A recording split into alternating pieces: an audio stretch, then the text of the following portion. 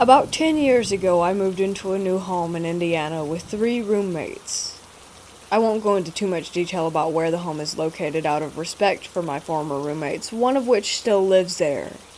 I will say that it is located in a very old part of town, a few blocks off of one of the very first main roads that used to be in the town, that was settled in 1846, I believe. Anyway, this house was definitely not what comes to mind when you picture a haunted house. It was built sometime in the early 80s or early 90s. It was pretty ordinary looking. 3 bedrooms with a small loft area, tiny bathrooms, and not a whole lot of room for 4 adults to spread out. But when you're a college student in your early 20s and have the opportunity to split rent 4 ways, this seemed perfect. We had all our own tiny little spaces, shared a kitchen and living room, and spent most of our time just bullshitting around the dining room table. The house was owned by an older couple who lived in a city about 20 minutes away. They began renting the home out to help finance their retirement. They were sweet and pretty relaxed on any rules for the home. They told us right off the bat that they were not physically fit enough to do any maintenance or repairs on the house should anything go wrong, so we were told to call them with any issues and they would send over their handyman, or whichever professional was needed. They never came to the house. Not once. We paid rent by money order through the mail. I didn't find this strange at the time. The first weird event occurred about a week after we all moved in. We all worked the night shift at our respective jobs, so the house was empty all night and we arrived home around the same time early in the morning. We dragged ass into the living room to enjoy some sort of fast food breakfast before passing out when we realized that the entire carpet downstairs was soaked. A pipe had burst beneath our dishwasher during the night and flooded the kitchen, dining room, and living room. Our landlords had the floor replaced within a week, and we went on with our lives. Then, about a week later, we were baking cookies in the oven when all of a sudden the cookies burst into flames. The oven was producing so much heat that I was afraid that the whole thing would catch on fire. The landlord sent a repairman who told us that something had caused the internal thermometer in the oven to be so uncalibrated that you could set the oven temp to 300 degrees, but it would be more like 475 in there. Again, we had it fixed and moved on. It wasn't long after that when the unexplainable and unnerving activity began. The ceiling fans in the rooms would turn on randomly and they would spin so hard that they would rattle and shake to the point that it looked like the thing was about to fly off of the ceiling. Every room was equipped with button switches. There are 4 buttons on the wall, 1 for the light and the other 3 for various speeds for the fan. The fan would make a 2-tone chiming noise when you would push the button to turn it on. No one would be able to turn on a fan without pretty much everyone in the house hearing this chime. We were creeped out, but chalked it up to faulty wiring or a power surge. That chime still haunts my dreams. Then came the TV issue. We all pulled together to buy a large flat-screen TV for our living room, brand new, name brand, extra warranty. The TV would turn on by itself constantly. We returned it to the store, exchanging it for a new one, and thought it would be fine. We would be outside or in a different room and hear the chime, go turn the fan off, and realize that the TV had just turned itself on. This happened 5 or 6 times a day. It was unable to be ignored. 2 separate things in 2 different rooms turning on almost simultaneously. The electrician was called. He found no signs of faulty wiring, and I think he thought we were making it up. After months of this, we began to hear the whistling. 3 notes whistled by an unseen force at all times during the day. This would usually happen when you were in a room by yourself. I would get this sick, anxious feeling like I was being watched, and right then, I would hear the whistle. Someone or something wanted our attention, and he got it. 3 of us were totally convinced that our house was haunted. Our other roommate was a skeptic, and also pretty much had to make this living situation work, or he would be sleeping in his car. About 1.5 years of living in this house, dealing with constant phenomena, it ramped up again. We would be in the kitchen making dinner, go eat in the living room, and come back to find every cabinet door open. Sometimes the refrigerator and oven doors were open too. This happened probably 3 or 4 times a week, on top of all the other crap. I was over it, but had no idea how to fix it. I went to Borders bookstore and got a few books about ghosts and hauntings and different information about getting rid of the creepies in one's home. I decided to do a smudging, and I could not have been more sorry about that decision. We planned to do all the sage smudging together, and our Catholic roommate also had his priest come in and do a house blessing that same day. Holy oil and water were sprinkled in each room, the smell of white sage burning. We thought it was over. The next morning, I was walking downstairs like I had 1,000,000 times before, when my feet completely flew out from under me and I was airborne. I remember thinking, this isn't possible, right before I smashed into the stairs. I landed on my back, right at the edge of them. Picture Lucy pulling the football away before Charlie Brown can kick it, and his tiny feet are kicking in the air. I was Charlie Brown. I landed not on my butt or side, but squarely on my thoracic spine, the upper area of my spine. How on earth did I defy gravity? I had now tripped. I was barefoot on carpeted stairs, sober, and holding the railing. I didn't feel a push. I felt a sweeping force take my legs out from under me. I broke 4 vertebrae in my back, about parallel with my shoulder blades. I've had injections and nerve damage and back braces and a chronic pain that isn't normal for someone in their 20s. I began to look for a new place to live. I found out that I was pregnant with my son about 2 months later, and decided that the risk was too great to live in that house pregnant, so I packed up that night, told my roommates that I would continue to pay my portion of the rent until our lease was up, and moved back in with my parents. I was only staying with my parents for about a month before finding a new safe place for my baby, my now husband, and I. But I lived constantly on edge thinking, what if it followed me? It didn't. What did follow me are the nightmares where I relive the feeling of terror and dread washing over me, and every so often, I can still hear the whistle.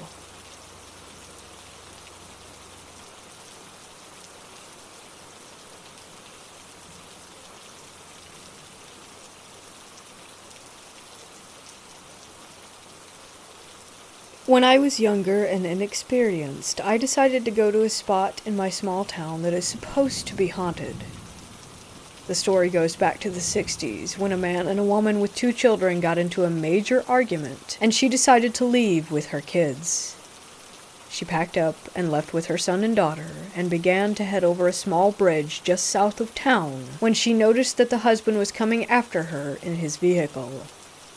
Outraged, he ran her off the bridge and killed her and the 2 children. She now wanders the bed of what used to be a river, looking for her kids. So my buddy and I were investigating there, and we didn't hear anything, so we decided to go to the other side of the river. We were using EVP only at that time. The few hours we stayed there, we didn't pick up anything. We went home, transferred the sound to a computer, plugged the computer into our television, and then we heard a few sounds. One was at a time in the investigation when my buddy had tripped over a stick poking out of the ground, and you could hear a little girl giggling. The second was when we decided to move to the other side of the river and announced to the ghosts present that we were moving, and we heard the most eerie, slow-speaking voice of the little girl that said, "Please don't leave me." We were never touched or harmed in any way, but after a while we realized that we failed to introduce ourselves, and that we did not ask anything present to not follow or attach itself to us. The night afterward, my mother told me that she was going to take a bath, and asked us if anyone else had to use the restroom. My friends and I said no, and we continued to play our video game. Next thing we know, we heard screams coming from the bathroom. My stepfather ran into the bathroom, and my mother came out wrapped in a towel, mad and upset that we went ghost hunting, and she believed that something was messing with her. She went to her room and got dressed, and came back out and said that her back was burning. I lifted up the back of her shirt to see my initials scratched into her skin. At this time, I was a bit worried and frightened, and I told her to lay on the couch so that I could keep an eye on her, as she said that she was tired. She then woke up a few hours later, but didn't seem fully awake, almost as if she were in a trance, sweating profusely, and her hair was soaked. She began mumbling weird things that we couldn't understand, and started saying 666 and drawing a pentagram in the air with her finger. I decided to look up a prayer, hoping that this would help. I ended up finding the St. Michael prayer, and my friends and I began chanting it. As we were chanting, she began screaming and cursing in a disembodied voice, and then suddenly dropped back down to the couch and passed back out. She woke up like nothing had even happened, and was confused as we explained. After time passed and nothing else occurred, I decided to go to a friend's house who was female. As I was headed there, I got a text message notification that said, "Where are you going? You're not." I clicked on the notification to finish reading the message, but the text had vanished. I called my mother and asked if anyone from the house had messaged me, and she said no. So ignoring it, I went on over to my friend's house. It was around 1 a.m., so we went to her room and laid in bed, and she got up saying that she had to go to the restroom. As I lay there, I began to hear growling noises coming from her bedroom closet. When she got back, because I wasn't going to go and look, I asked, "Do you have a dog in your closet or something?" And she replied, "No, I don't own a dog. We're not allowed to have animals here." I was freaked out the rest of the night, and didn't fall asleep until almost 4 a.m., listening to see if I could hear anything else. After awakening, of course, I was really tired. I called my mother to make sure everything was okay, and she said that nothing else happened while I was gone. And nothing else has happened since. Moral of the story is don't meddle in things that you don't understand or have not studied or prepared to deal with. I'm still interested in ghost hunting, and may do so in the future as I'm now more educated on the subject, and will take better precautions from here on out.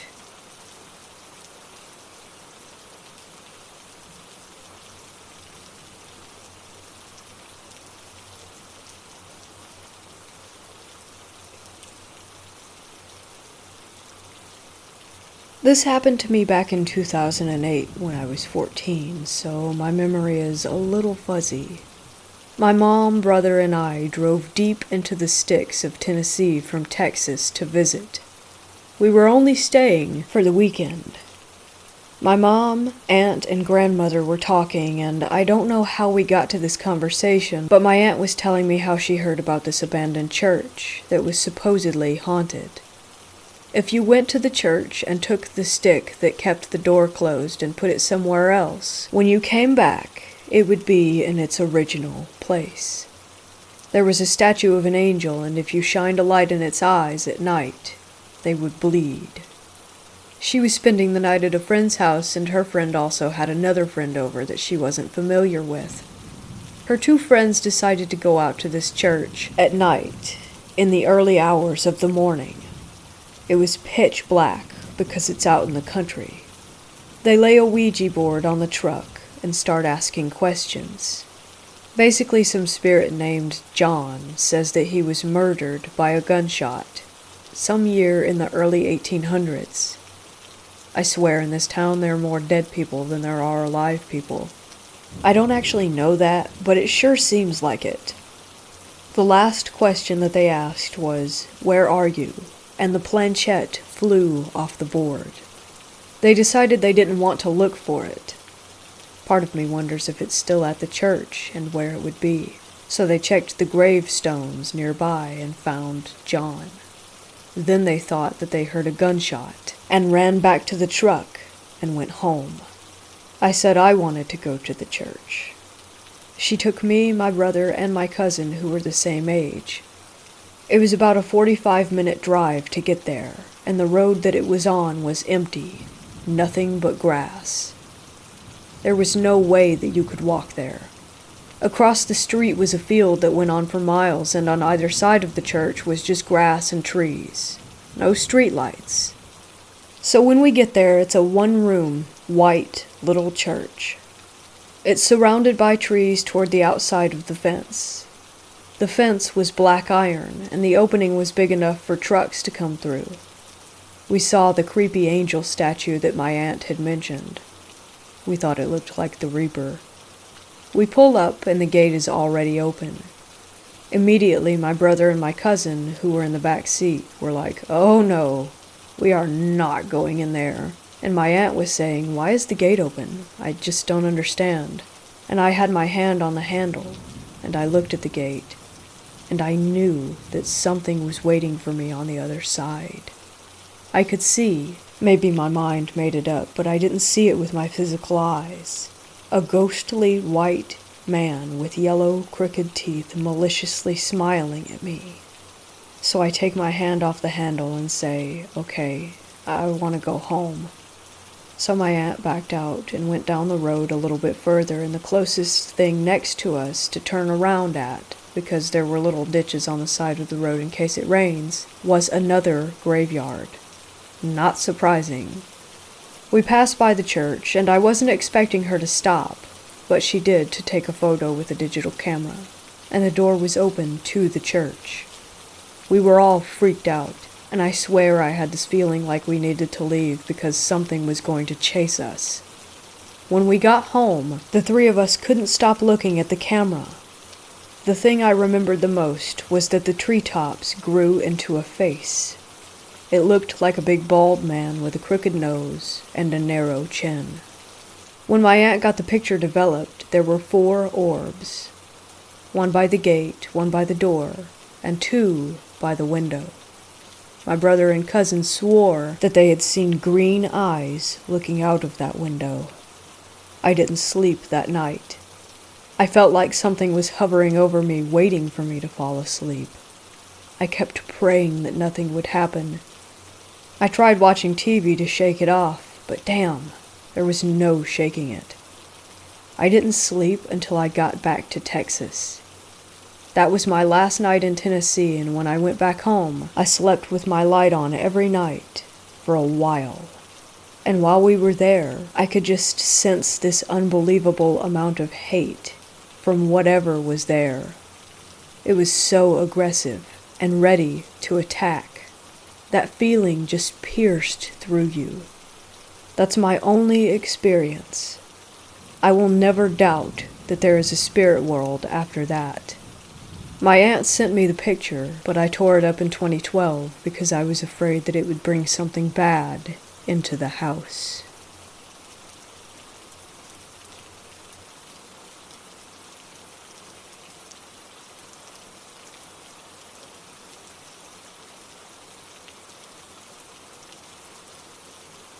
I will preface this by saying that I think I'm silly to believe in ghosts, and I get embarrassed to speak about it.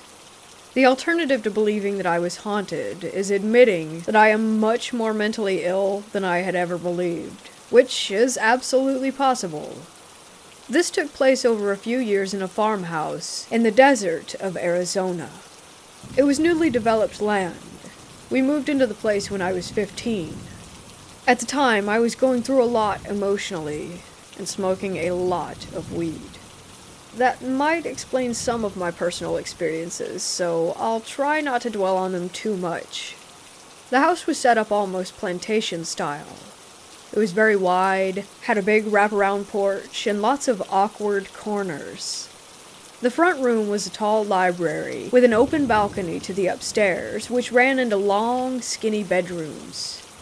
My parents' room was closest to the stairs and was attached to a nursery with a sliding ensuite door. My brother's rooms, who were 2 years younger than me, and my room were at the end of a dark hallway.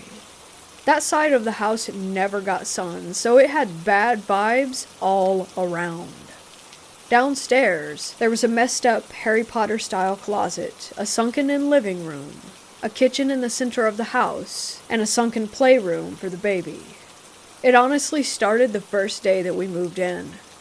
My brother and I were the only ones in the house, and we were unboxing plates. It was so empty that everything in there echoed. I swear it sounded like a little girl laughed, like a creepy track that you could get off of an app or something. Keep in mind, the TVs were not plugged in.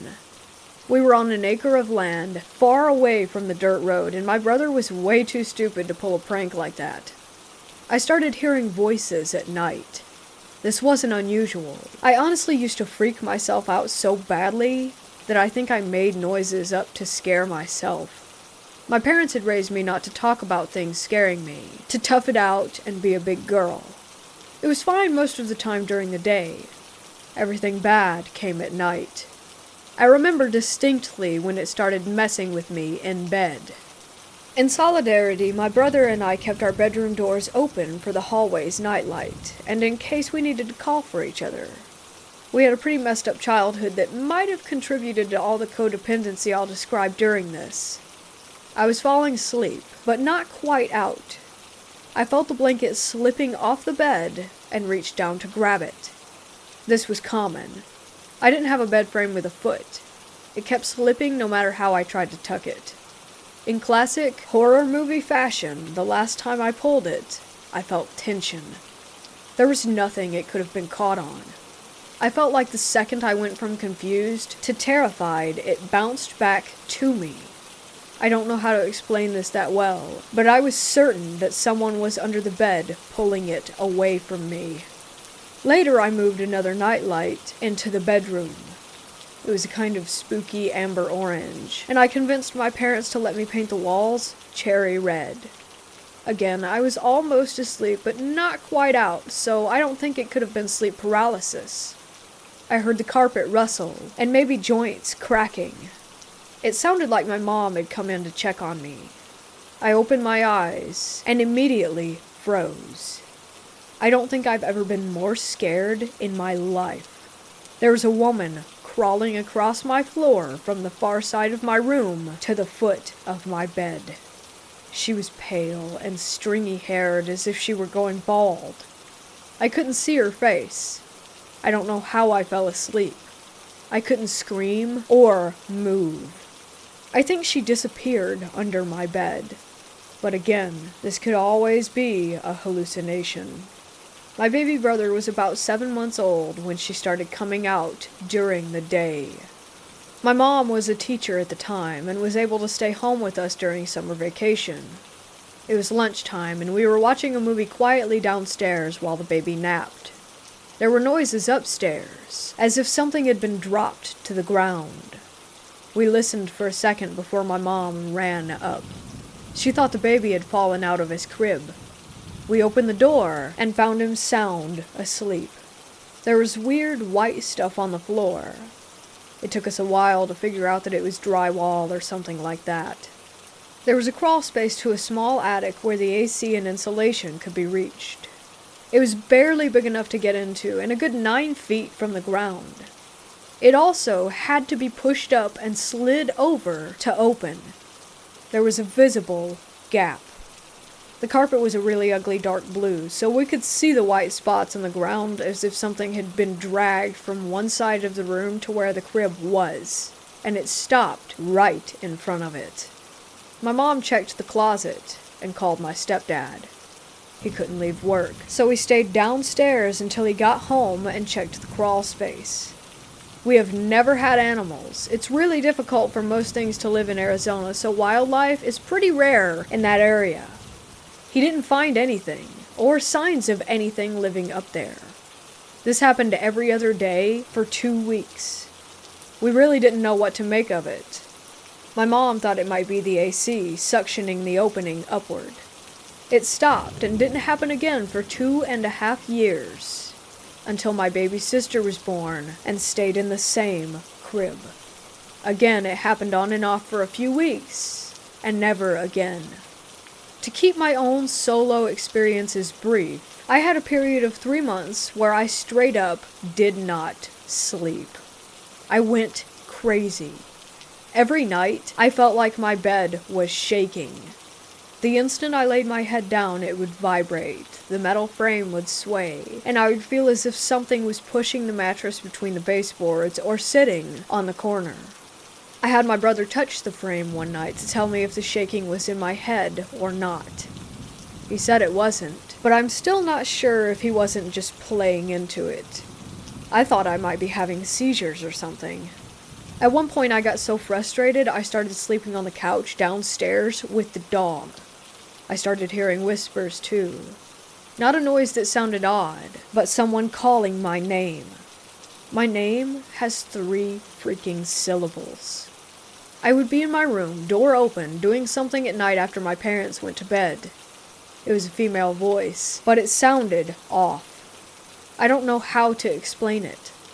The downstairs really scared me after the lights went out, so I never went down, but I did walk to the balcony and look. I never saw anything, but the whispering would stop when I got close. My brother started hearing it too. He's kind of weird. His life's dream has been enlisting in the army, so his reaction was always getting his knife and walking right downstairs to confront it. He would turn the lights on and look around before coming right back up. He slept on my floor a few nights because he was convinced that she wanted me. We had prior haunting experiences, which led to my parents making jokes that the ghosts follow us. They didn't pay much attention to it at the time when it was quiet. One night my parents went out with the babies. My brother and I were in our rooms, doors open per usual.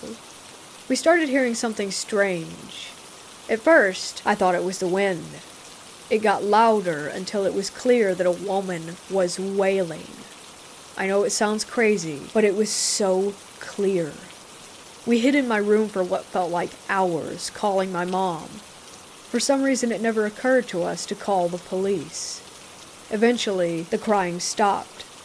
We hatched a plan to run for the stairs and out the nearest door. All of the lights were on in the house, and my brother has his stupid knives. It's like it knew that we were going to leave. We heard shuffling outside the door, and maybe breathing? I guess it could have been the air conditioning. We kind of decided that we were ready to die, unlocked the door, and booked it. The crying started again, and it was very clear that it was coming from my parents' room. We stood outside the property line for another hour waiting for them to arrive, watching the house. No one could have gotten out without us seeing. We had huge windows lining the upstairs hallway that showed everything with the lights on. My parents again made fun of us, and still do about that night. A few other incidents include my baby brother talking to the man upstairs. He would stand in front of the balcony and chat up to someone. He told us that the man was hiding in my room. He talked about the man in the window and would ask, "Who's that?" directed to the doors at night. I don't want to talk about all of it, but there were so many instances of voices, doors slamming, and things being knocked over in my room that I really did think I was losing my mind. I moved out at 18 and came back occasionally, usually to babysit. Apparently, my reluctant believer mother and absolute skeptic stepdad watched a coffee pot jump off of the counter. They were also outside sitting and having an open fire while drinking coffee when they saw a figure in the balcony window of our room. It was a tall man, but my stepdad still needed urging to go upstairs. It appeared a second time, closer to where the nursery door was. My mom said she had horrible dreams about a man in the corner of her room after that. She was present for many of the instances where we heard footsteps upstairs, doors slamming when the AC was off, etc., but she always denied that there was anything wrong. Once my parents left town with the kids for a week. At this point I was 19 and living happily an hour away. My mom begged me to check on my brother and stay a few nights for the weekend. I arrived during the evening after I got off of work. I asked how had things been when he was alone.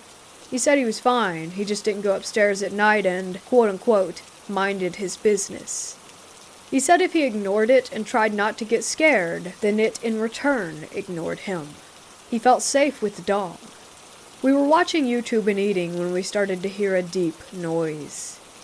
At first I thought it was a bike or one of the small buggies that people drove out here. Then I noticed that it was holding a tune. It was humming. The dog had a weird thing about staring into the bathroom if the door was open, which is scary at night. This time, the door was closed, and he still stood up and stared. The noise was so deep that it sounded as if it couldn't have been human, but it was definitely melodic. There's nothing I could think to figure out to try and explain it. My brother and I just kind of looked at each other. Then, a door slammed upstairs, and we decided to nope out of there and go for a walk. When we got back, I decided that I would sleep in my parents' room. It didn't feel right to stay in the kids' room, but looking back, it would have been best to stay close to my brother. I fell asleep surprisingly easy. I guess about 2 hours passed before my brother slammed the door open. The house smelled like it was burning. Not really like a fire smell, but more like burning plastic and trash. I was panicked. I was the adult and had no idea what to do in that situation. We checked the house. I turned off the air conditioning, thinking it might be on fire. We opened all the windows and fell asleep on the couches downstairs. The next day the smell was still lingering, but less overwhelming. The air conditioner was fine when I turned it back on. Like usual, the day was fine. That next night, my brother and I went on a jack-in-the-box run. It might have taken 30 minutes. We arrived home to a mess of blood, vomit, and shit. The dog was sick all over the living room. We immediately took him to an emergency vet, certain that he was dying. They checked him for everything that they could and gave him a clean bill. When we got home, all hell broke loose. My brother and I were cleaning up the mess with the doors open for airflow. There were absolutely insane banging noises coming from upstairs. We hadn't locked up on the way out. My brother thought that someone had snuck in and was trashing the place. He went up to check, and I hung out downstairs ready to call the cops if need be. Nothing happened. Nothing even seemed out of place. We kept cleaning, but the noise started almost immediately. It kind of sounded like someone was shouting behind a wall of cement. I couldn't tell the gender. My brother told me he had been fine until I got there, that I could leave if I wanted. I totally did, and I didn't go back. My parents sold the house this year. During the interim of the move, they stayed in an Airbnb. My brother lived really close to his work, so he stayed in the house with the dog for a few weeks. This story is just his own, so I'm not sure if I believe it. Like I said, he's kind of strange, but he's also not really one to embellish. He had been hearing the usual things, even his name being called in the night, but ignored all of it. His friends had been coming over to keep him company. The last day he was supposed to finish moving, he brought another friend. He says he felt that they were being watched the whole time when they cleared the place out, and his friend left him to lock up. They got into the car facing the house when they noticed that the blinds were open. They were definitely closed on the way out. His friend claims that he saw them open from the corner of his eye. My brother says that there is a woman squatting in front of a downstairs window, close to where he had just left from.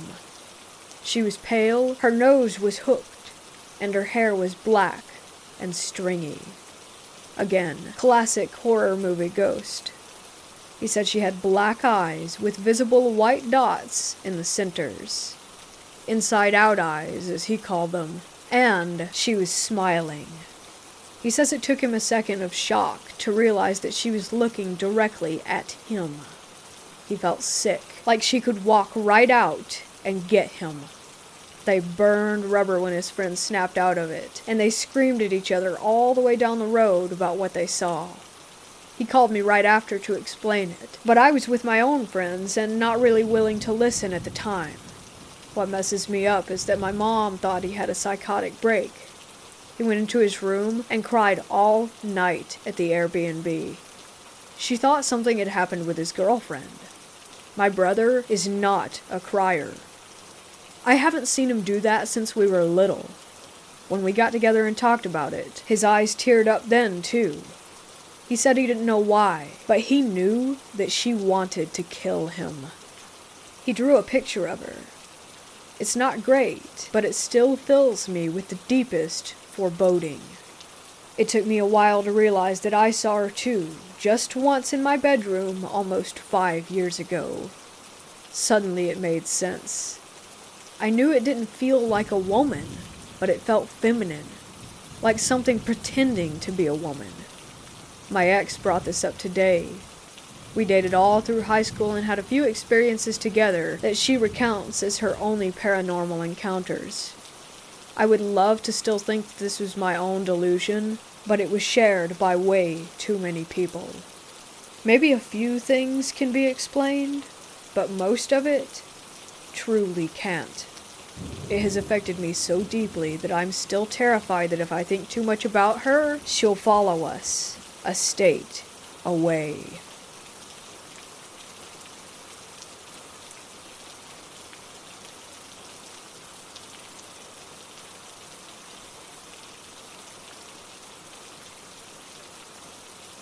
The scariest night of my entire life was a close encounter with a, later confirmed, murderer when I was camping with my boyfriend in the mountains. It ended with us running for our lives down the mountain in the pitch black, clutching knives and a hammer for self-protection. It was at the end of 2018, our first getaway together as a couple. We went to the Appalachian Trail in Virginia. We were naive. We thought it would be more romantic to camp out as far off the beaten track as possible. We walked really far into the wilderness and got to a spot where nobody passed us all afternoon. We were making s'mores over the campfire after it had just got dark. It was around twilight. All of a sudden, my boyfriend, who has 20/20 vision, saw a man approaching us slowly. He was creeping up. At first, we thought it was a park ranger coming to tell us to put out our campfire. I began to hide the weed, thinking that this was our biggest concern. My boyfriend called out to him, "Hey, can I help you?" We thought it was weird that he didn't have any kind of light on him. He didn't have any camping bag, nothing for camping. Why was he out here so far with no gear at night and no light? He sped up after my boyfriend called out and came right at him. He had this strange look in his eyes, absent, blank, off. He didn't answer my boyfriend, just kept walking right toward him. Red flags were going off at this point. When my boyfriend realized it wasn't a park ranger, he quickly put his hand in his pocket where he had concealed a knife. He made it clear that he had a weapon. It was only after my boyfriend did this that the guy acknowledged us. He muttered something like, "Oh, I was just wondering if y'all were having a party." Remember, we're miles away from a single soul. And it was beginning to get dark when he began to approach us slowly without a flashlight. He had no camping gear once again, just a tiny drawstring bag on his back.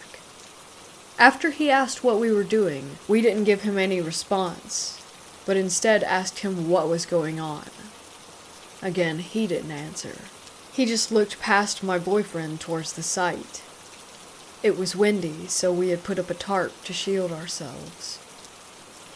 This also meant that the guy approaching couldn't see how many people were actually at our site, so he actually asked how many people were there, and began to circle our site to check us out. He asked again if we had any other people with us, and again my boyfriend didn't answer him. He carried on circling around. Now bear in mind, we had set up our camp on this crazy steep hill. It was the only spot for miles that was possible to put a camp. However, he told us that he was going to set up camp nearby.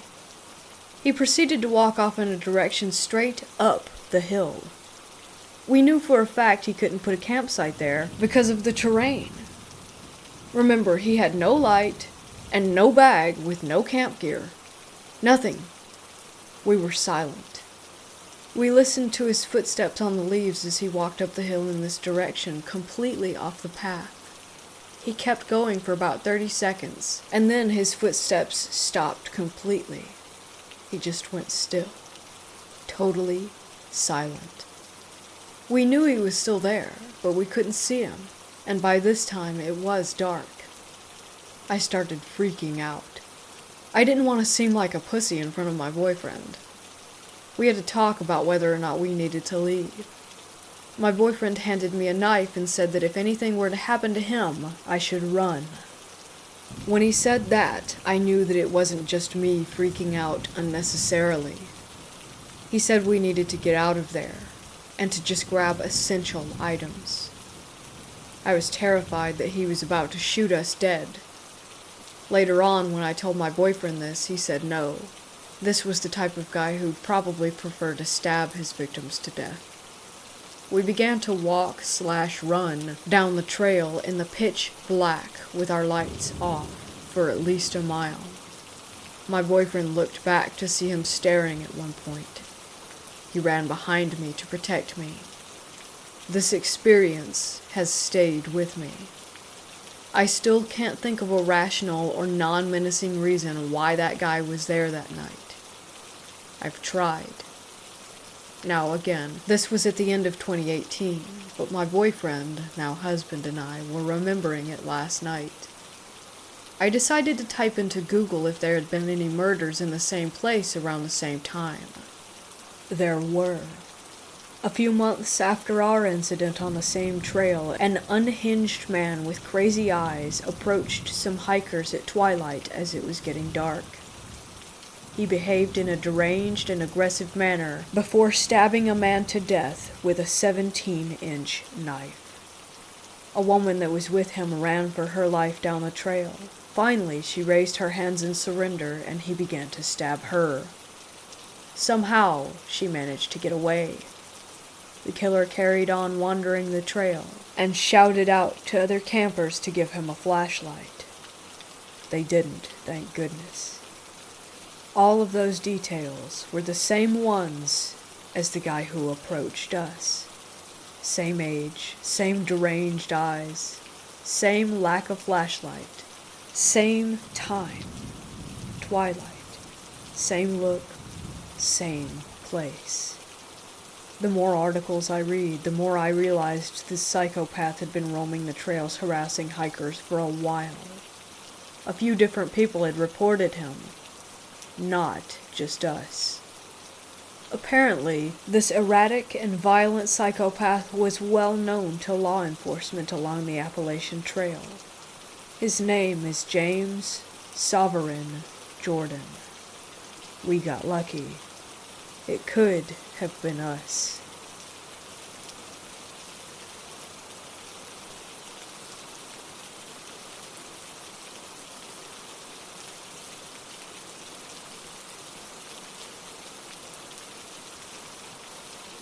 The house my grandparents owned when I was younger had a lady in the basement.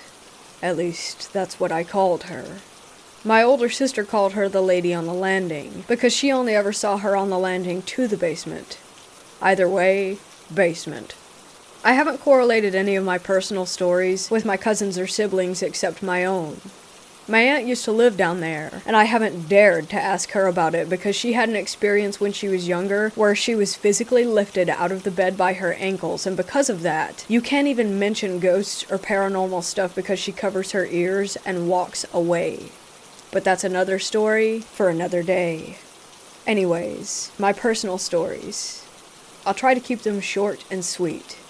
The first time I can recall seeing her, I was hanging out with my aunt. A different aunt than the one mentioned above. She and her son were in the house while my mom was working and my grandparents were in Hawaii. Now, for some reason she chose to bathe me in the basement bathroom, which was weird because there was another fully functional bathroom with a bathtub on the second floor of the house, as well as the shower in my grandparents' room. My cousin was expecting his friends to come over and play. The doorbell rang, so my aunt ran up to answer it, but had my cousin stay with me. I was about 3 or 4 at the time, he was about 9, just to keep an eye on me. She called him up to go play with his friends, and as soon as he left the bathroom and was halfway up the stairs, the door slammed shut and the lights turned off. Then, all of a sudden, I see this woman literally in the mirror facing me, but it looked like she was getting ready to walk out of it because she was getting closer. I, of course, start screaming. My cousin is on the other side of the door desperately trying to get in. My aunt comes flying down the stairs and couldn't get the door to open either.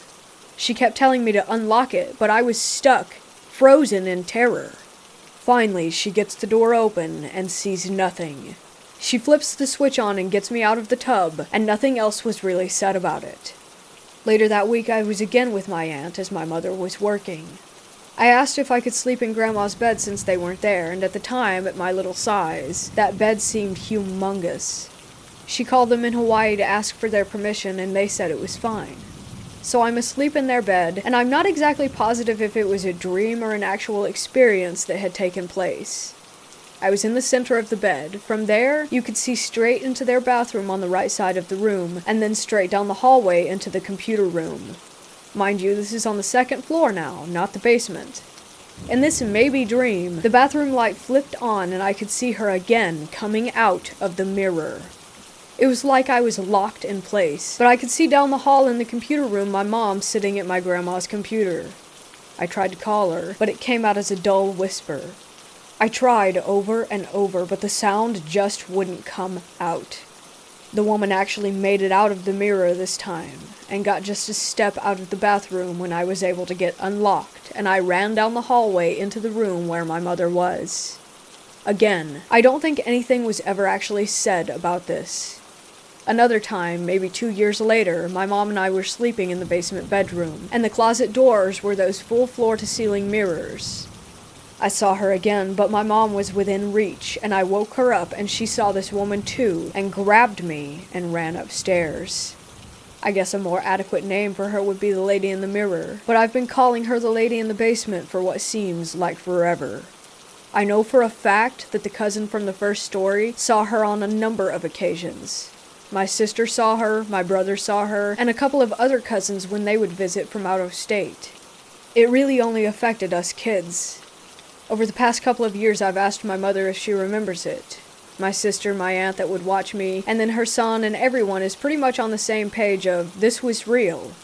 My mother's theory is that she was a family member from the past that just stuck with the family, and she didn't mean to be scary, she just was, because we weren't used to seeing that sort of thing. I asked my grandpa about it last week over text if he recalls me ever saying anything to him about her, and he replied, no, and I'd prefer it if you didn't. Now, here's the kicker. My grandma passed in December of 2018. I had not seen the lady in the basement since that particular house. They moved houses, hell, even moved states, and I never saw her in any of the other houses. Not once. But after my grandma died, I saw her in the house that I was living in that wasn't even close to the original house where I first saw her. Now I'm wondering if my mom's theory on her being a relative that passed and just was attached to us is even true, and that when my grandma passed, she followed her, but made her rounds to say bye? Because right after I saw her at my own house, I called my sister immediately and she freaked out because she had seen her at her house the day before. I haven't seen her since, and I pray I don't see her again. Half of me wants to write a letter to the new owners of that house from my childhood and ask them if they have seen her as well.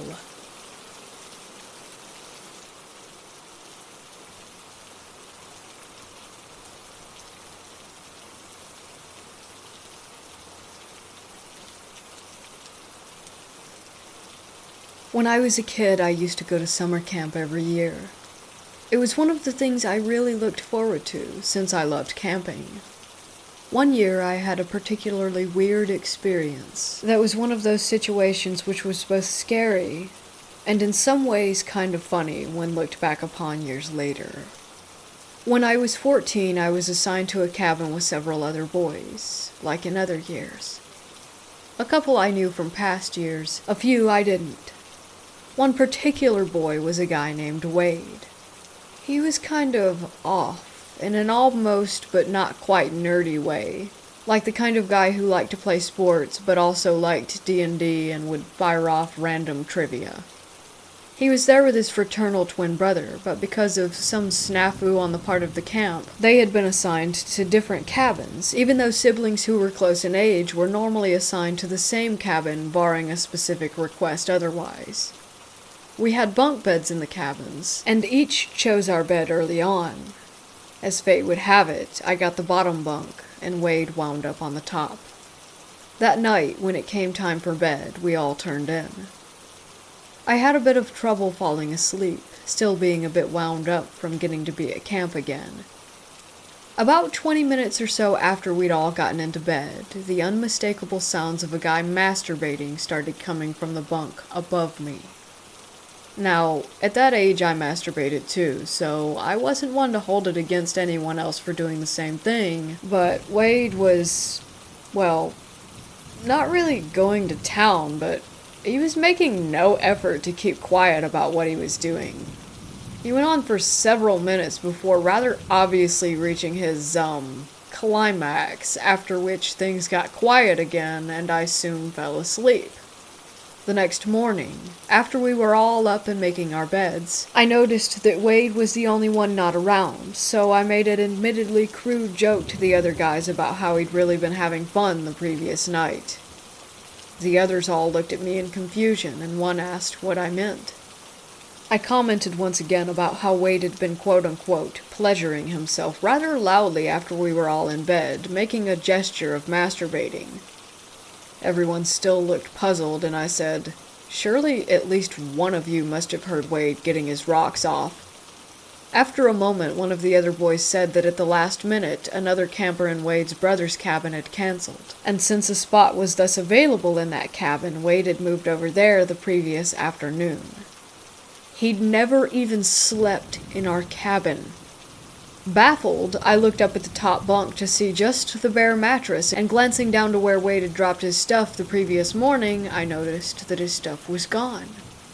I was now as confused as everyone else had been a few moments before. If Wade had never been up there, then who had been masturbating above me the night before? The other boys laughed and accused me of dreaming the whole thing. But when I later mentioned it to one of the counselors there, he grew quiet for a few moments before saying that there had been a story going around the camp for many years of a teenage boy who had drowned, and whose bed had been the one above mine. As the story went, his ghost supposedly haunted that cabin, but the counselor, like many other people, had always dismissed it as nothing more than a story told around the campfire, until now.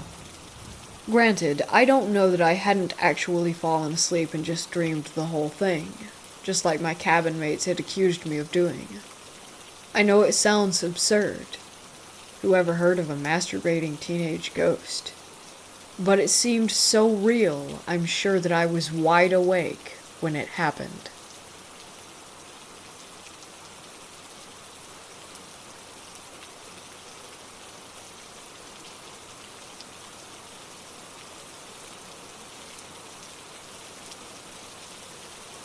When I was in middle school and high school, my buddies and I were obsessed with studying the paranormal.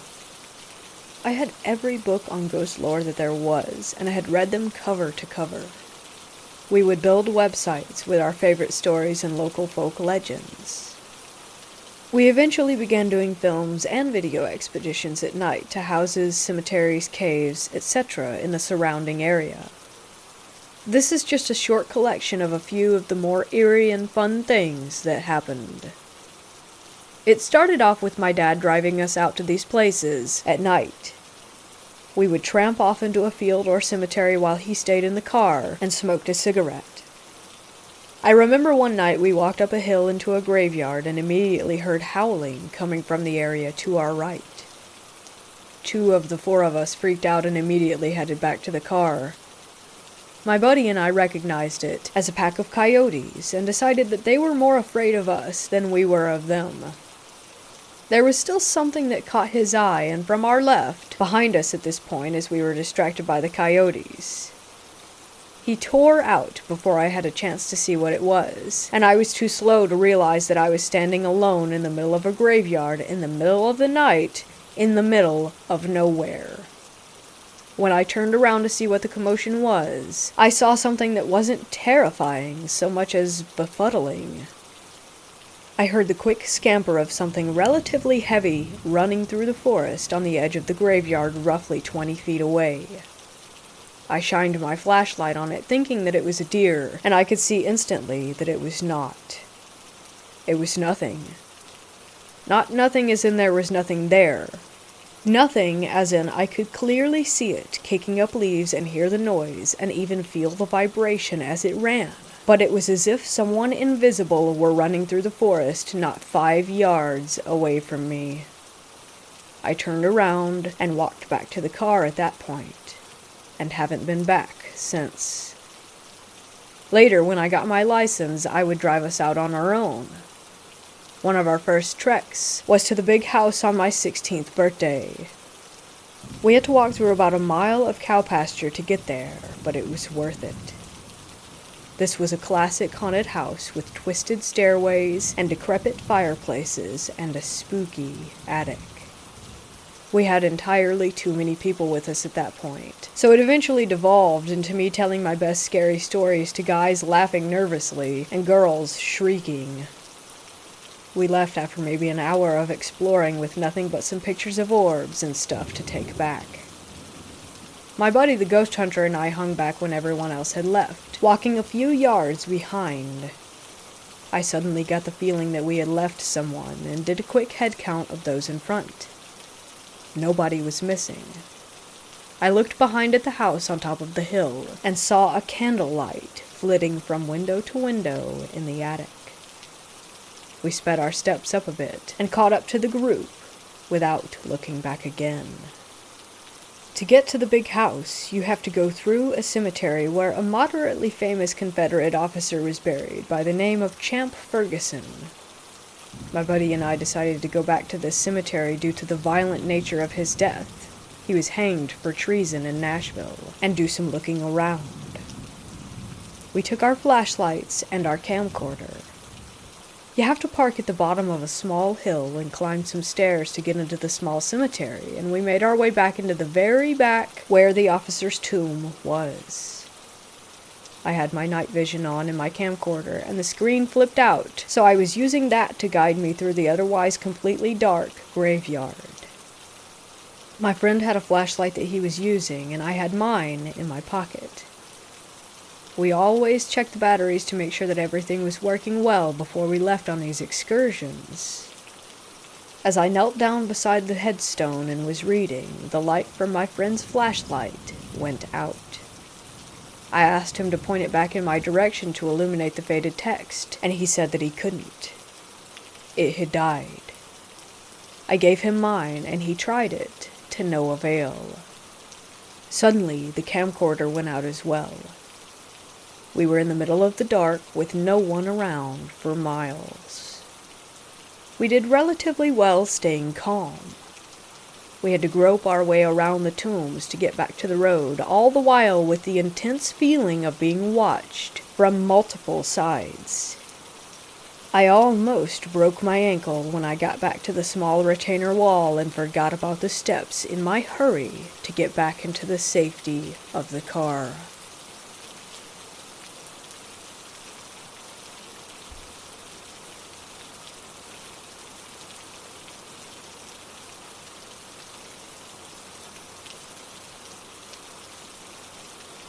This happened 2 years ago, August 11th of 2018.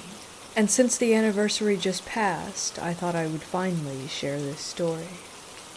My fiancé and I were on the second night of our 2-night camping trip at a popular campground about half an hour from where we live. For reference, my fiancé is black. We live in a predominantly white, conservative, and racist area. This is important later. On our first night, we kept hearing noises in the woods around us. The campsite right beside ours to the right was occupied, but the one to the left was not. The campsites are about 150 yards apart, and we had camped here in the exact same plot the year before. Needless to say, we were familiar with the area and the various kinds of animals that live in the woods. The first night, we heard shuffling around our tent. It was obviously something large moving around. We brushed it off and assumed it was just a deer. Now, back to the main event. On August 11th, we spent the day at the battlefields a town over with my family. They had all been invited to join us for the day by my fiancé as a surprise for me while he proposed to me. We stayed with my family into the evening, about 6 p.m., before heading back to our camp. When we got back, things were really odd. Someone had obviously been inside of our tent. Our blankets were thrown around, clothes were on the ground, and my backpack had been rearranged and I was missing underwear. But hey, we were stupid 19-year-old kids and decided that since whoever had busted in had left and hadn't taken anything important, that it was fine and they wouldn't come back. So we set up a campfire and set out until it was dark, roasting hot dogs and s'mores, smoking cigarettes, and celebrating our engagement. Around 9:30 p.m. we put out our fire and decided to go into our tent for the night to celebrate a little more. Nothing too loud or obnoxious. Immediately after we finished, we started to hear the noises outside of our tent again, but this time we focused in. We heard clear footsteps and at one point, a man whispering. We looked at each other and our eyes got wide. Someone was definitely walking around right outside. We were still and completely silent, just listening to the footsteps, and we heard whispering again. Make that 2 men walking around our tent. As if we had telepathic abilities, my fiancé said, "I have to go to the bathroom," and I agreed. The bathroom was up the hill from our site. Most people who were in lower sites like ours drove their cars up to the bathroom. Now here is the part that I still get chills to think about. We got up and were getting dressed. My fiancé had just turned on the light in our tent when a man spoke directly to us from right outside. "What are you doing?" he asked. I can't even describe how malicious and menacing this voice sounded. It was clearly directed at us, and he said it with a snicker. He was watching us through the walls of the tent. Allow me to reiterate that we were stupid 19-year-old kids, so we decided to just make a run for it to the car. My fiancé grabbed his pocket knife and his keys and stepped outside. He pulled me with him and we ran like hell. I heard the footsteps running behind us, and then turning and running up to another campsite. At the bathroom, we talked over our options. We debated sleeping in the car or driving into the town. Then we had another idea. We drove back down to our campsite and began packing everything into the car. At this point, it was around midnight. We moved faster than I think either of us thought possible, wrapping up the tent with our belongings still in it and grabbing our folding chairs. We were all packed up in 5 minutes and hopped into the car to leave. I jumped out at the end of the drive to grab our nameplate, which had my full name on it, off of the post. As we pulled out of the campsite, I saw our assailants for the first time. Stalking through the woods onto our campsite were 2 tall, white men. I realized that these were the same men who had been driving past our campsite the whole time we were there, just glaring at us and muttering to each other. One was wearing camo hunting gear, and the other one was wearing a Confederate flag tank top. Both were carrying large hunting knives, unsheathed and at the ready. They turned when they saw our car driving away, and one started to make chase until the other one stopped him. I made eye contact with the man in camo, and he smiled the most terrifyingly evil smile at me and shook his head slowly. We drove the long way home, taking all the weirdest, hardest to follow roads, and called my dad so that he would know we were coming. When we got there, we told my dad everything, and he shrugged it off as us just being paranoid. So I never told anyone else besides all of you just now. I am convinced to this day that that was going to be a racially motivated attack. The campground was not heavily populated, and my fiancé was the only non-white person at any of the campsites. It was no accident that the two men who had been shadowing us since our arrival and wore Confederate flags and had one on their truck decided to target the interracial couple. I still get cold chills when I think about how close we were to being killed or seriously hurt that night, and just how lucky we were that our reckless plan to just make a run for it actually worked. So to those men who stalked our campsite with the hunting knives, let's not meet again.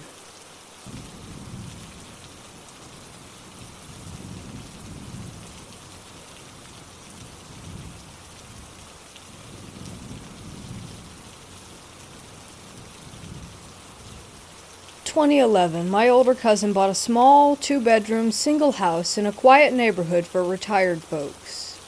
The house was very small, with only 850 square feet of interior space, but it sat on a large plot of land.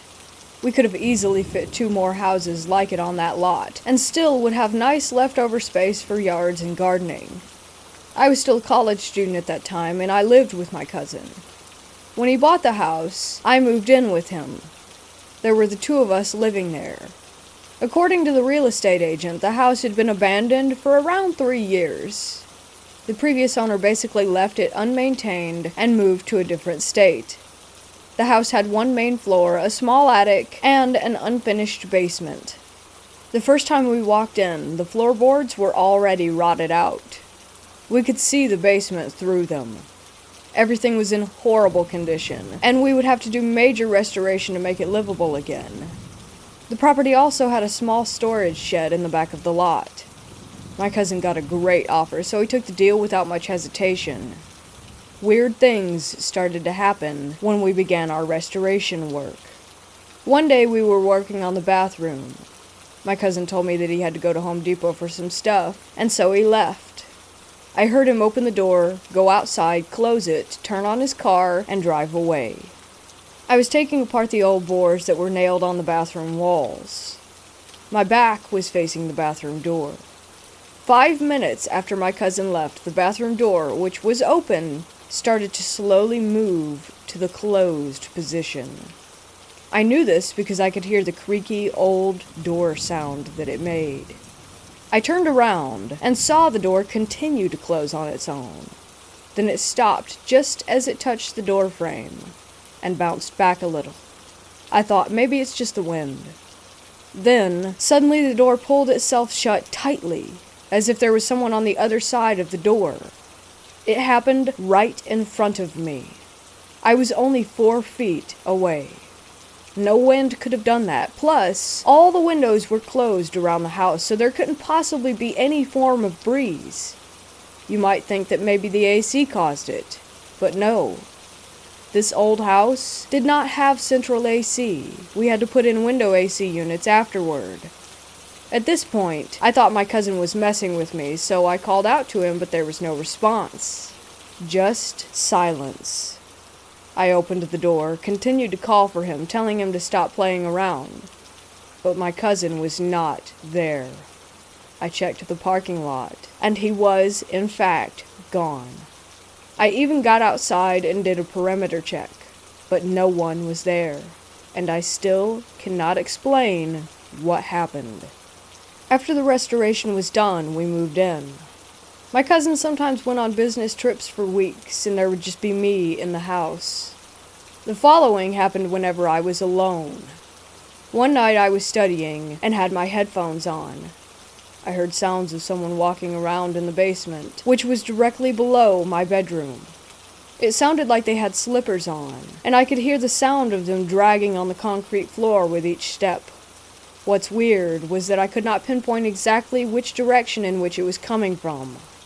It's a strange sensation when the sounds were coming from the back of my head, as if they were just right behind me. The only reason that made me think that it's the basement was because the basement was the only area in the house that had concrete and that could have made the concrete slipper dragging sound. So I took out my headphones, and the sounds of the footsteps still went on. The volume of the sounds stayed the same, with or without the headphones. I thought my cousin had come home early, so I called out to him and got no reply. I took the flashlight and went to the basement to check it out. It was dark and quiet. No one else was there. This happened 3 or 4 more times within the first 2 months that I lived in that house. After that, I didn't experience anything unusual anymore. My cousin never felt or saw anything weird, but he seemed interested in my stories. His girlfriend, now wife, who had been to the house every other week or so, also expressed her uneasy feelings during her stays. By 2016, during a thunderstorm, the thunder struck our storage shed in the backyard and burned everything inside it. Luckily, the house was untouched. I came home from work only to find a police officer waiting at the front. He told me what had happened and said that it was an act of God and that our insurance would compensate for the loss. In our Asian culture, people say that when thunder strikes somewhere, often it is to strike down a malevolent force or spirit. We quickly formed the realization that this thunder strike was more than just an accident. I got my own place and moved out a few months after the fire. My cousin bought another house with his wife a year after that. He still owns the creepy house, and it's been left unoccupied since 2017. He plans to tear down the old house and build a larger one to take advantage of the large plot of land. The experiences at this house were the closest I've got to what could be considered paranormal.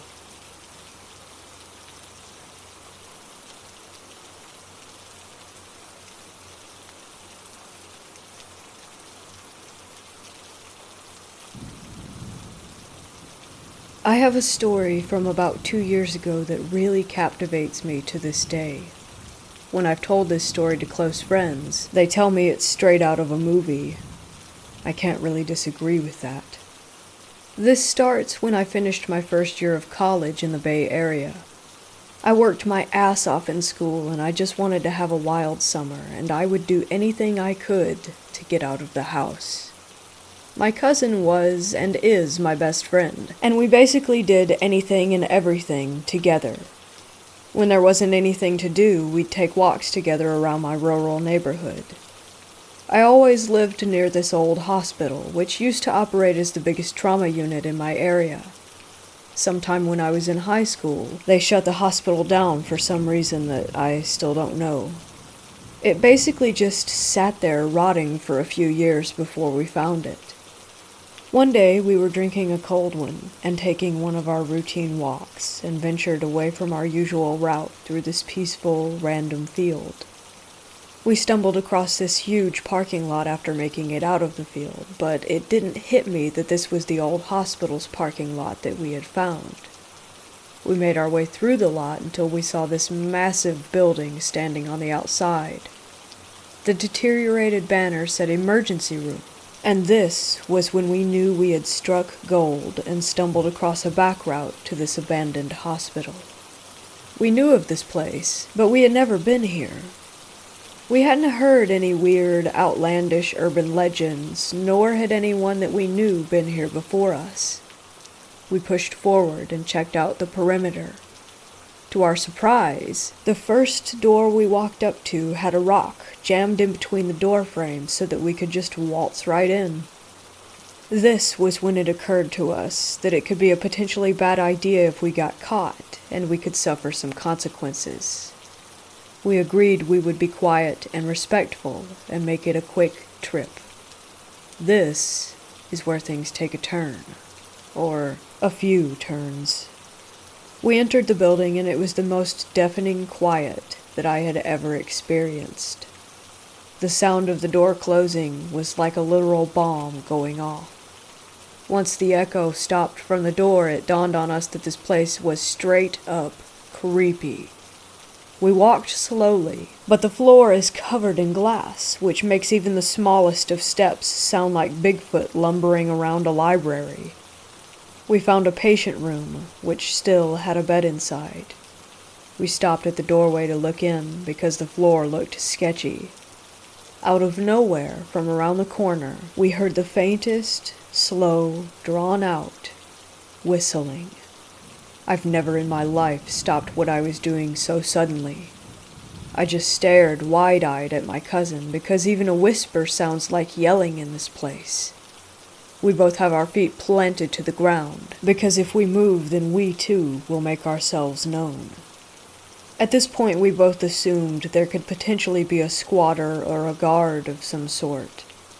My cousin hand gestures to me that we have to leave and we can't just stand here because the whistling was obviously not going to stop. We turn toward the opposite of the corner that the whistling is at, and we're tiptoeing to a perfect silence. Then the whistling stopped. We freeze again, and we hear the glass crunching from around the corner. We start running. Once we get to the door we came from, we realize we didn't put a fucking rock in the door frame when we came in, and now the door is completely stuck. As we were trying to get this door open, the glass crunching is now running. We hear it until it sounds like it is dangerously close. I am horrified. We turn around to try another door and the noise of the glass is literally right in front of us, yet no one is there. No one. We book it to a door that says pharmacy and peel the door open. The pharmacy is completely empty except a single, perfectly placed and aligned landline phone plugged into the wall. The phone is off the hook and making a dial tone. The whole thing is so perfectly lined up and centered with the whole room, I've never seen anything like it. And the dial tone was so loud in such an empty place. There wasn't power throughout the hospital, so how was it working? I was in complete shock.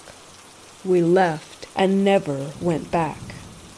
I had heard of some other kids going there at night.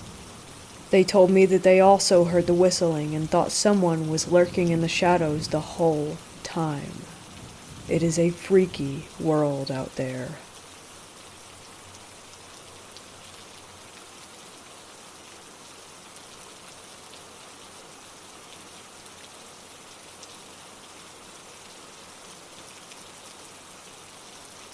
I was a jail nurse for about 3 years in a correctional facility that housed approximately 1,300 inmates.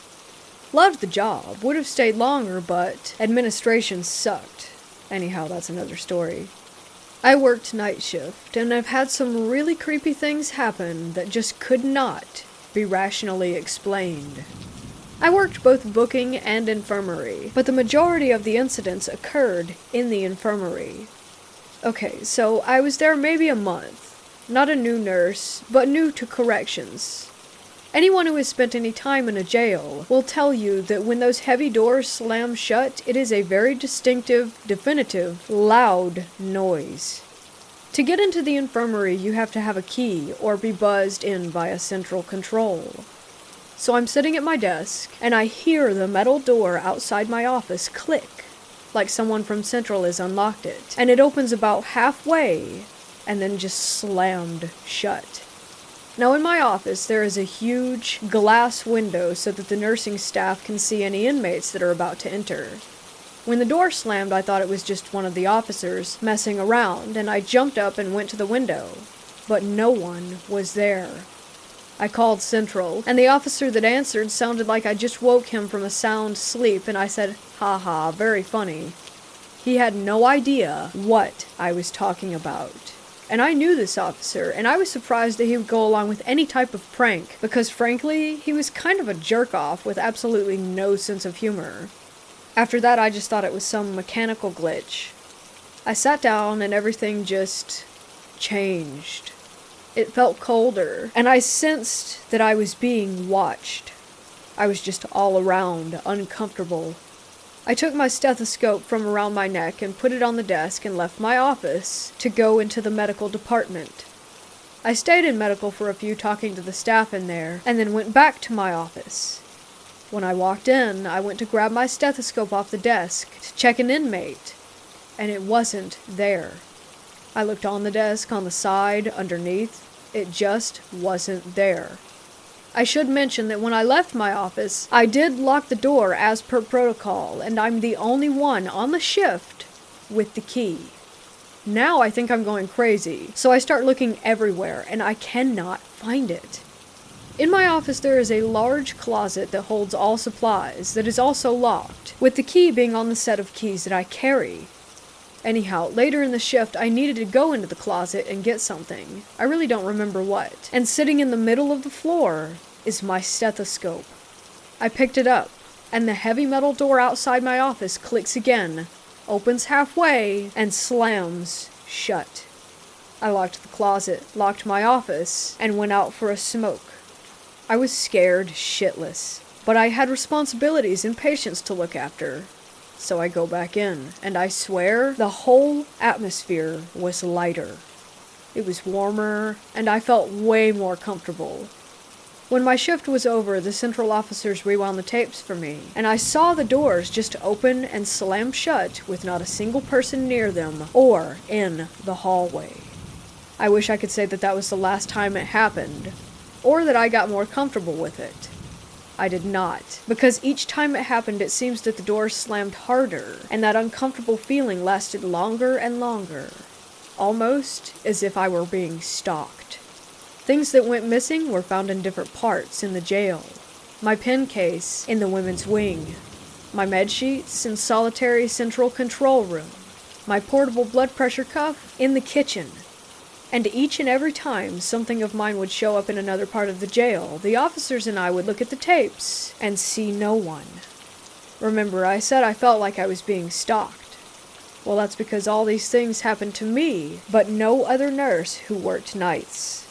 Not one other nurse who worked on my days off had anything happen either. No doors slam, click open, shut, no stuff moving. It was just me. Every officer and every one of the medical staff who worked there well before I got there swore up and down that this kind of incident never, ever had occurred before. It got to the point for me that I started just not staying in my office. I would just get all the stuff that I needed for my shift and sit at the officer's desk. I did that until I left there and got another job. I haven't had anything like that happen ever again.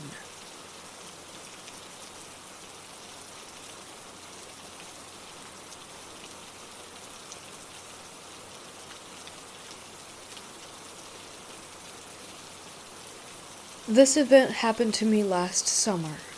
It was probably the scariest story from my life, and I wanted to share it so hopefully someone learns from it. Something I've realized growing up, year by year, is that this world can be an amazing place, but it is filled with some super sick people.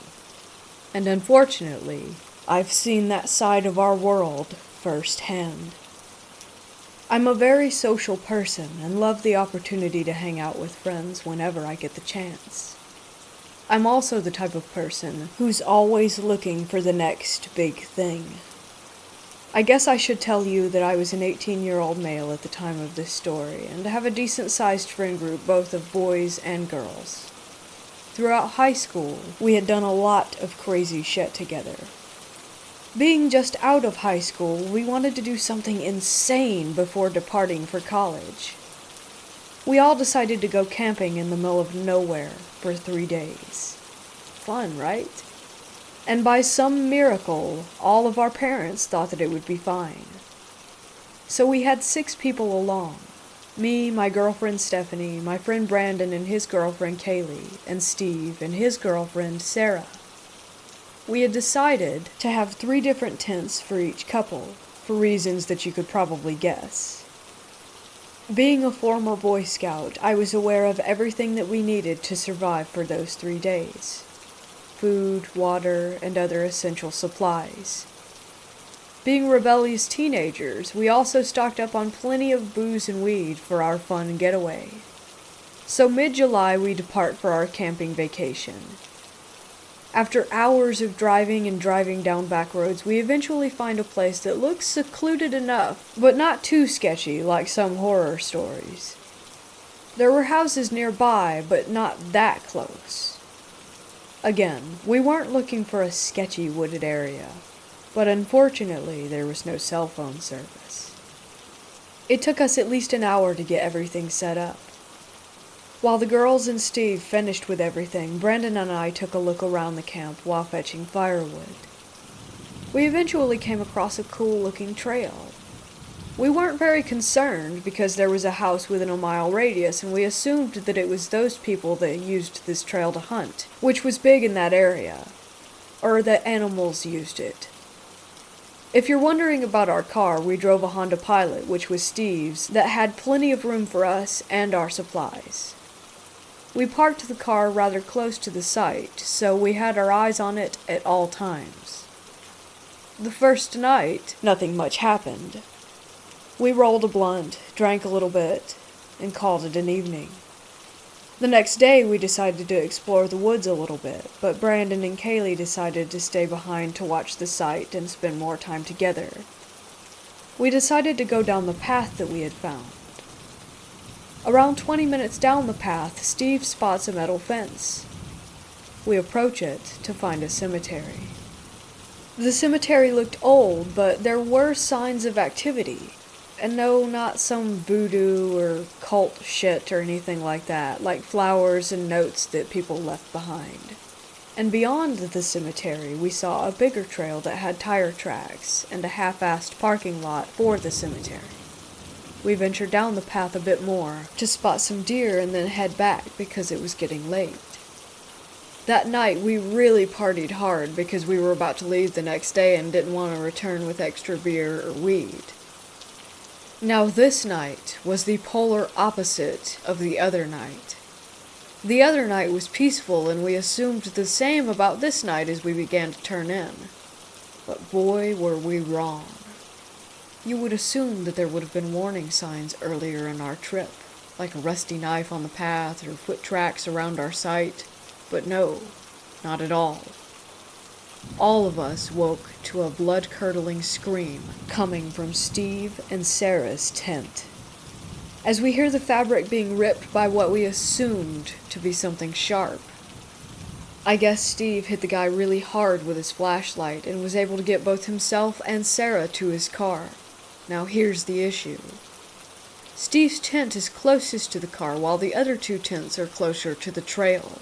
So to get to Steve's car, we had to get past whatever attacked Steve and Sarah.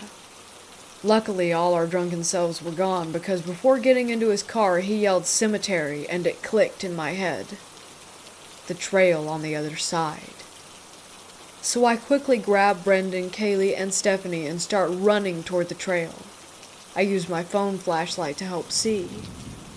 You might think, why would you turn your flashlight on?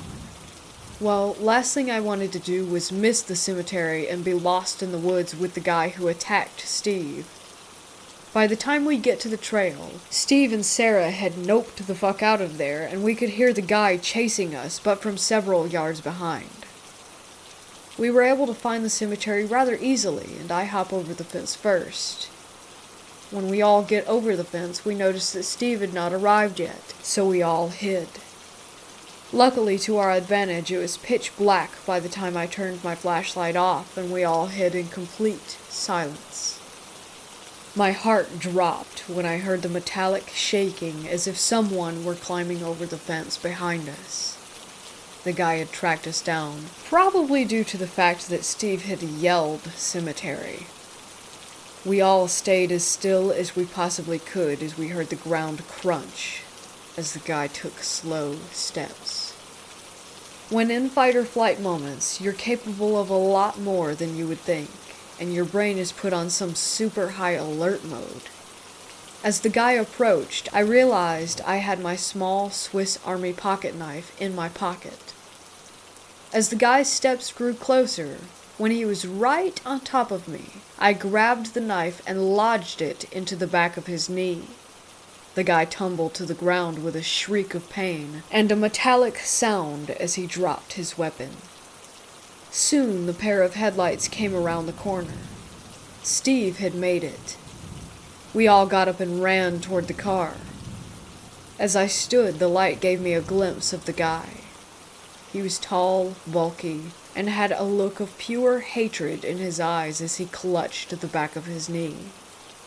By his side laid a huge, machete.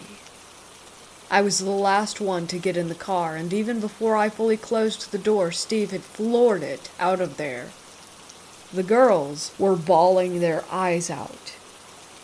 We drove to the first house, where we politely knocked and asked for directions to a motel or something. It was a friendly old couple. They told us there wasn't one for miles. They took us in and gave us warm food and a place to rest for the remainder of the night. In the morning, the man brought us his hunting rifle with which to retrieve our stuff from our campsite. When we got there, there was nothing stolen, but all of our tents were slashed apart. The elderly woman called and made a report while we were gone, and when we got back, the officers were at their home, and we gave our statements. They said there wasn't enough evidence to find the guy, but they promised to search. We headed home later that day. No one said a word on the way back. We were all processing what had just happened.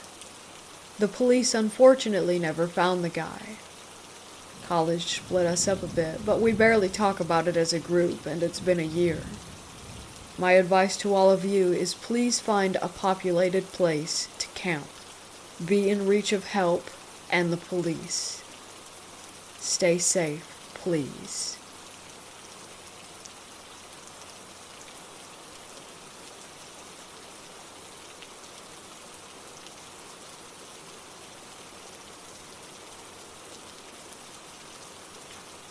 I was raised in a house that had a few spirits in it.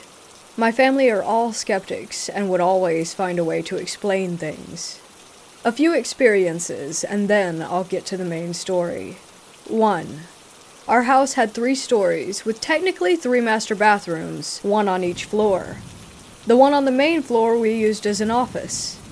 I would constantly hear someone walking around in the office at night, sinks turning on, toilets flushing, and occasionally taking. My parents would always say that someone was awake and making those noises, and the toilet and water running was just faulty pipes. 2. There would always be a shadow figure that would pace on the top floor. There was a balcony that overlooked the foyer, and I would usually see who I presumed was a lady in a dress, pacing back and forth. My parents just said that it was the shadow of someone outside. We were on a hill, overlooking all of our neighbors. I don't know how they thought this was possible. 3. I hated using the upstairs bathroom, which was my bathroom. I would hear talking and singing from that bathroom. When no one was home and I was in there, someone would bang on the door. One time I was showering and listening to music. I heard the banging sound so loud that it shook the room, and then the locked door swung open, and I heard a scream. My parents said that my brother was pranking me, which is something that he never did. Anyways, on to the main event. My brother is about 10 years older than me. He was the only sibling living at home with me and my parents. He had the master bedroom in the basement. I was never really in the basement except for going to the garage because it was in the basement next to the bedroom. I always remember feeling uneasy down there, though, but I wanted a big room, so when my brother moved out, I begged my parents to let me have his room, and eventually they caved. I moved all my stuff downstairs, painted and everything. I loved it. I was talking to my brother about it one day, and he told me, "Watch out for the little girl who lives down there. She likes to laugh." I was shocked, as obviously he had to be kidding. My whole family besides me never talked about stuff like that. I just kind of giggled and shrugged it off. He was probably just trying to scare me. About a week after I moved into my new room, I had a friend come over. We were just laying on the floor next to the bathroom laughing when she had to go to the bathroom. She closed the door and I was just zoning out, when all of a sudden she goes, "That's not funny." I asked her what she was talking about, as I hadn't done anything. She said that she heard someone laughing right outside the door, but I didn't do anything or hear anything. She left freaked out, and I assumed that my brother had put her up to it since she liked him. A few days later, I hear someone in my bedroom while I'm in the shower. I call out thinking it's my mom, but I don't hear a response. I get out, and as I'm putting on my robe, I hear a little girl's giggle, and then, "Are you looking for me?" I freak out. I throw open the door to my room, but no one is there. I checked the garage and ended up setting off the house alarm so no one could have come or gone through the doors without everyone knowing. I run upstairs, and my mom is pissed that I set off the alarm, and I tell her what just happened. She told me my brother had a similar story when we first moved in, but that it was nothing. I called my brother and asked him why he told me to watch out for the little girl. He said that I was the little girl. He was kidding because, quote-unquote, you would always come downstairs and giggle really creepy. I never did anything like that. I told him that, and he got creeped out. I still would occasionally hear the little girl. I never saw her, but she did like to laugh and open the bathroom and closet doors. I named her Sarah. My brother called me up today and asked me about this. He asked me if I was sure that I never tried to scare him by laughing, and I told him no. He got really uncomfortable. I don't think he knows how to handle the fact that our house is haunted.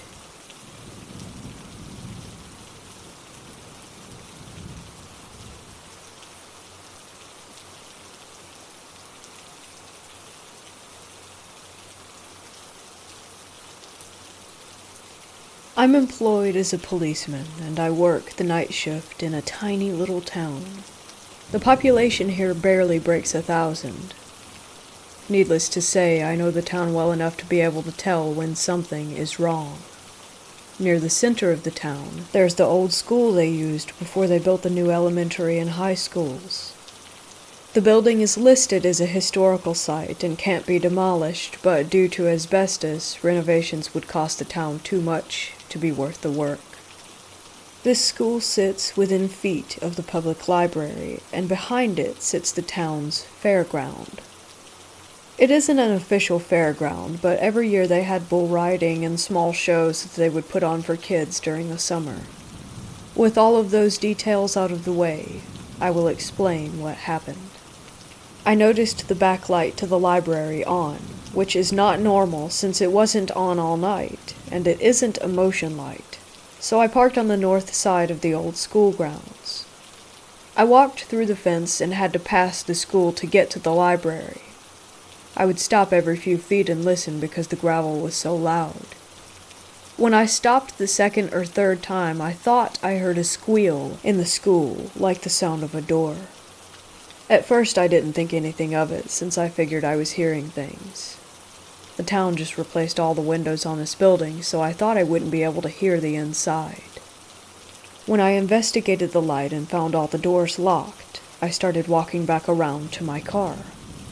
As I passed by the school again, I heard a noise in the building again, and I stopped and listened. And as I shined my light, I noticed a basement window was broken out.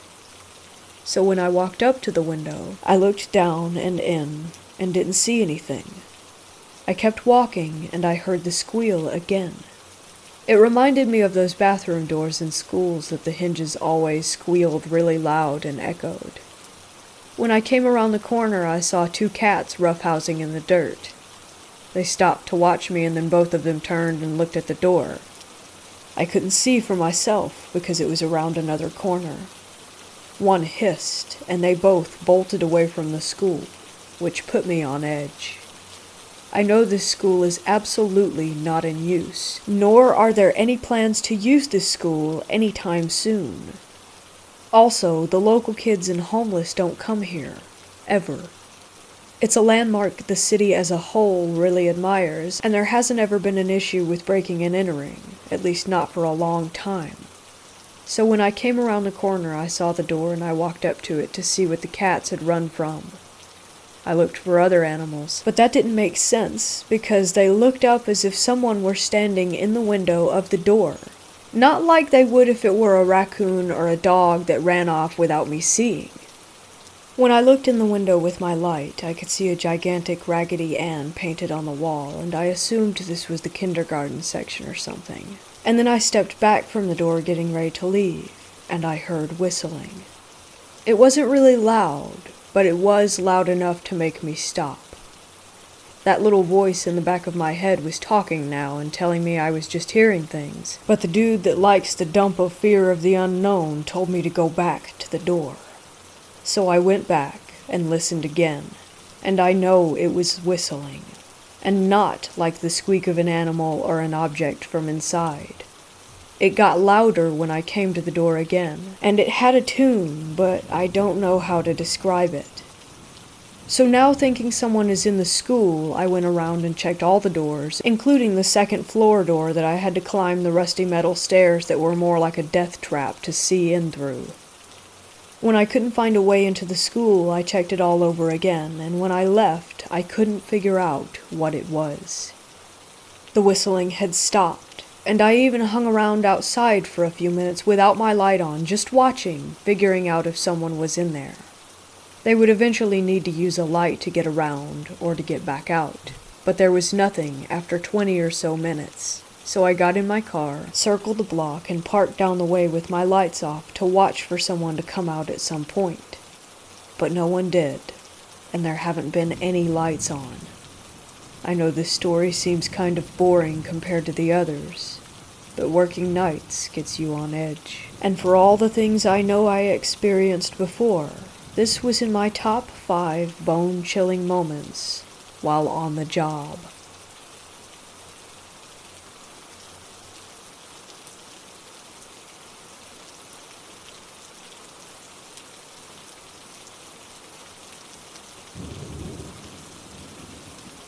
About 3 years ago, I went camping with my now ex-girlfriend. She had always expressed interest, but had never actually been. The spot we went to is in the Huron National Forest, and is my go-to trail camping spot, as it's hidden deep in the forest, and the access trail is close and easy to get to, for ATVs, etc. My family has been going to this spot for about 6 years, and my friends that introduced me about 10 or so years. We went for a weekend trip, and I'm glad we didn't go any longer.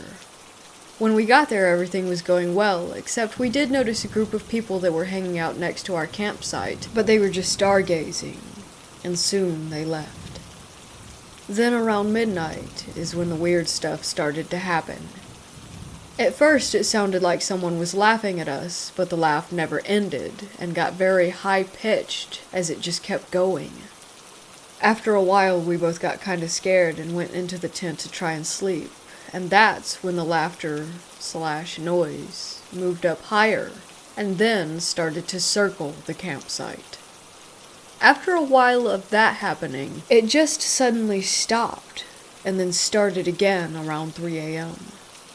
When it started again, the fire was going out, so I went to stoke it with my shotgun in hand, and turned on my flashlight to see if maybe I could see any coyotes or something around the campsite, but I didn't see anything or hear any movement. This went on until 6 a.m. and then stopped, and then finally we were able to get some rest. After we woke up, we checked around the camp and didn't see anything out of the ordinary, so we packed up. Once we were packed up and good to go, I tried to start my vehicle, and it was completely dead. That really freaked me out, as I'm always paranoid about leaving things plugged in that kill the battery and make sure that everything was closed. Yet somehow, the battery still died. I was able to get a jump from AAA. After that happened, I told my friend, who had shown me the campsite and also has a cabin in the same forest, roughly 25 miles away from that particular campsite, about what happened, and he got freaked out. He told me about 2 incidents. One at the campsite, and one at his cabin. At the campsite, he stated that one night after we had all returned from trail riding and went to bed, he stayed up to hang out by the fire and have a few drinks. While he was hanging out, he was just looking off into the distance, and saw a pair of eyes up in the trees looking directly at him. He described them as being bioluminescent. He flashed his high-powered flashlight at them, but there was nothing there. And as soon as the flashlight turned off, there they were again, looking right back at him. So he packed up and went right to bed. He didn't tell us because he didn't want to scare us. At the cabin, he was hanging out with his brother, and they were both just chilling by the fire outside, when again they saw a pair of eyes looking at them from a trail that leads into the woods. They stated that at the height the eyes were looking at them from, whatever it was, had to be 7 foot plus tall. They started shooting at it with their rifles, and the eyes disappeared, but once they were gone, they reappeared and were closer. At that point, they were both freaked out and got back into the cabin and did not leave until daylight. We have no idea what this could have been, but all felt very scared when these events were happening. After we talked about it, one of the brothers thinks it's a Wendigo. I don't really know what that could be, but I haven't been that terrified since.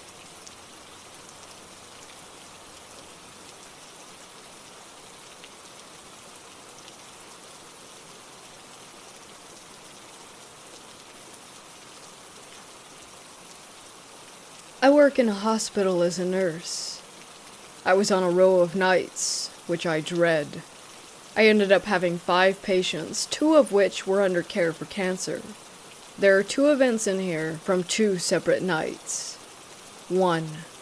The night started normally as I assessed and passed meds to the patients and did my charting and other night duties, stocking and other stuff. Just around 11 p.m., one of my palliative patients started ringing, complaining that there was a kid running into the room laughing and playing when they should be in bed. I checked the room to make sure that there was no one in there and reassured him that there were no children in the hospital area where we were. I made him comfortable and left the room. He rang again. I went back to the room to see what he rang for. Agitated, he said that he was just looking to rest comfortably and that people should keep their children under control and not let them jump on his bed playing and laughing. This time, I got the chills, but again, I reassured him that there were no children since it wasn't the pediatric ward. I told him that I would bring him a sleeping pill to help him fall asleep, but that I would be a few minutes. I start walking back toward the desk and medication room to grab the pill. A bell rang. I turned around and saw that the indicator above his door was flashing. Slightly annoyed, I walked back to his room. He was agitated in his bed again, and I asked him what was wrong. He again complained about the kid. He said he was just in there again. I leaned over the bed and calmly explained, "There are no children in this hospital. Look, you need to get some rest." He replied loudly, "He is standing right behind you." I stood up instantly and slowly turned around. Creeped out, I turned to face the patient, and before I could speak, he says, "He ran into the closet," referring to the lockers where patients can store items. I slowly opened the locker and saw that his jacket was swinging, but no one was in there. I turned and told him that there was no one. I rushed into the med room to give him that sleeping pill. 2. This will be a short one. I came out of one of my patients' rooms and was sanitizing my hands, but facing the wall. As I was rubbing my hands together, I noticed the shadow of someone walk out of the room next door, and then walk into the room across from it, as I turned to see. I went into the room where I had seen it go. I asked the patient, who wasn't one of mine, if anyone had come in there. She replied no, but with a shaky voice. I checked the room to make sure that there was indeed no one. I left that room and went into the room where it had came from. I looked around, but again, no one was in there. I checked the patient, who again was not assigned to me, and found that he had died. He was palliative. I walked out of the room immediately to inform the nurse who had the patient that he had died. She asked me to come with her to check the patient because she had been having creepy vibes every time she went in there. I agreed, and we went. She did the assessment where you listen for a full minute. When she was done, we heard knocking on the wall. She said, "See, it's creepy." I didn't think anything of it until she said, "We are on the 4th floor, and on the other side of that wall is the outside of the building." We quickly left the room. 4 of us came in there to shroud the body.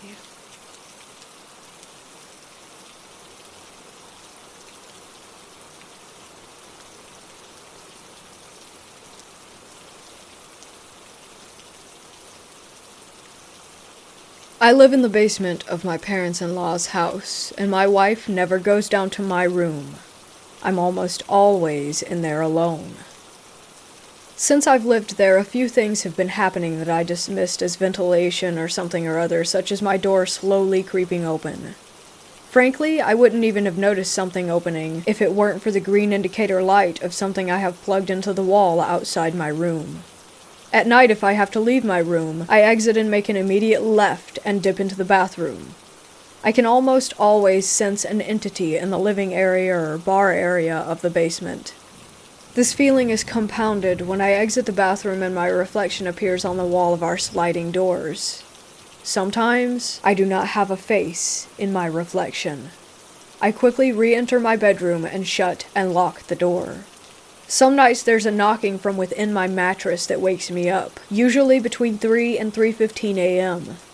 I have no way of dealing with this other than risking it and fleeing upstairs to my son's room. My son, 3, has autism and frequently says, "That's scary," over and over in the basement while looking toward the bathroom and living areas. The light switches that I have access to when leaving the room frequently cease to function right when I need them, or will flicker out almost violently as I'm on the staircase halfway up and out of the basement.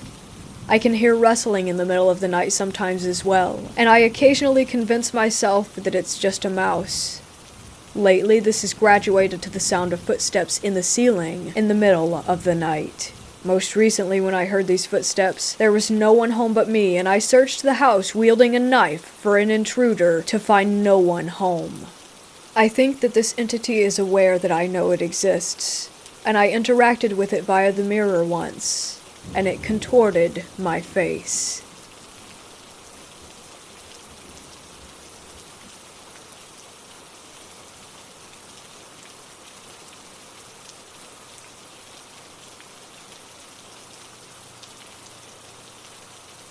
This happened about 9 years ago. My mom had made this friend who claimed to be psychic. I've never really believed that she was, but that's a completely different story to tell. Anyway, she said that she enjoyed going ghost hunting. Mind you, this is when Ghost Hunters was a pretty popular show, and my mom, sisters, and I decided that it would be fun. We didn't have the special equipment that they had, but we did have a video camera and a voice recorder. We were good to go. We visited several cemeteries that summer and got some pretty awesome footage, which I can share later. This one has always stuck with me. So, in doing research on where we should go next, I found a post about the cemetery in Lafayette, Colorado. It said supposedly that a vampire was buried there. The post said that some people believed this because he was from Transylvania, and a tree grew right up through the middle of the grave where they said his heart would have been. We decided to go. About 3 hours later, we showed up at this cemetery that looks more like a park. We get out of the car and begin walking into the cemetery, looking through all the headstones. Not very far into our walk, we come to the vampire's resting place. The headstone is a plain slab of concrete with a line down the middle and the name of the man, when he died, and where he was from. My sister, toting the video camera, comes walking up next to me and says, "So this is your stake, huh?" We didn't hear anything weird, and continued to walk around after that. The cemetery was pretty mild in comparison to the others that we had been to. The feelings weren't overbearing or scary. Suddenly, Sandy comes running toward us, whispering frantically, we have to leave right now, they're coming." She's the psychic one. Anyway, we start rushing back to the car, and suddenly these police officers on bikes come riding up. They gave us a warning, saying that the park was officially closed for the evening, but that we could visit during the day. We drove home and plugged in the camera to check the footage. We got to the part where Elizabeth had asked, "So this is your stake, huh?" A reply immediately came saying, "Yes, my stake." We went back several times to make sure that we weren't imagining it, but every single one of us heard those words. Skip forward a few years. I was taking my mom to the dentist, and when we got there in the waiting room, there was a book of the most haunted places in Colorado. Well, of course it piqued my interest. During her visit, I scanned the book, and about halfway through, I came to the page about the Lafayette vampire. The crew who investigated his grave had asked a similar question to Elizabeth's, and the response that they got, wait for it, yes, my stake. I started laughing. We were so sure that we had imagined it because we had wanted to hear it. But there's no imagining two separate groups of people who got the same exact response. If you ever get to Lafayette, Colorado, check it out. The cemetery isn't a scary or overly creepy one, but the response that you get from the vampire is real. The man or men in the grave weren't actually vampires. They were mine workers. And if I remember correctly, they died of the 1918 Spanish flu. They were poor and didn't have the money to send their bodies back to their homes for burial, so they are buried here. I hope you enjoy this one as much as I have for the last several years. It's definitely one moment or two that I will never forget.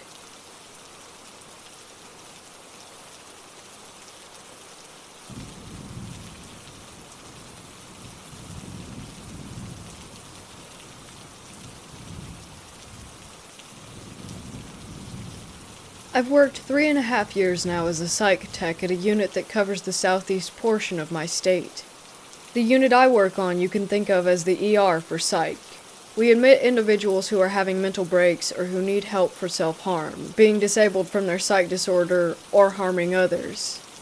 The unit is freaking old, and has been around since the time of Moses, it seems.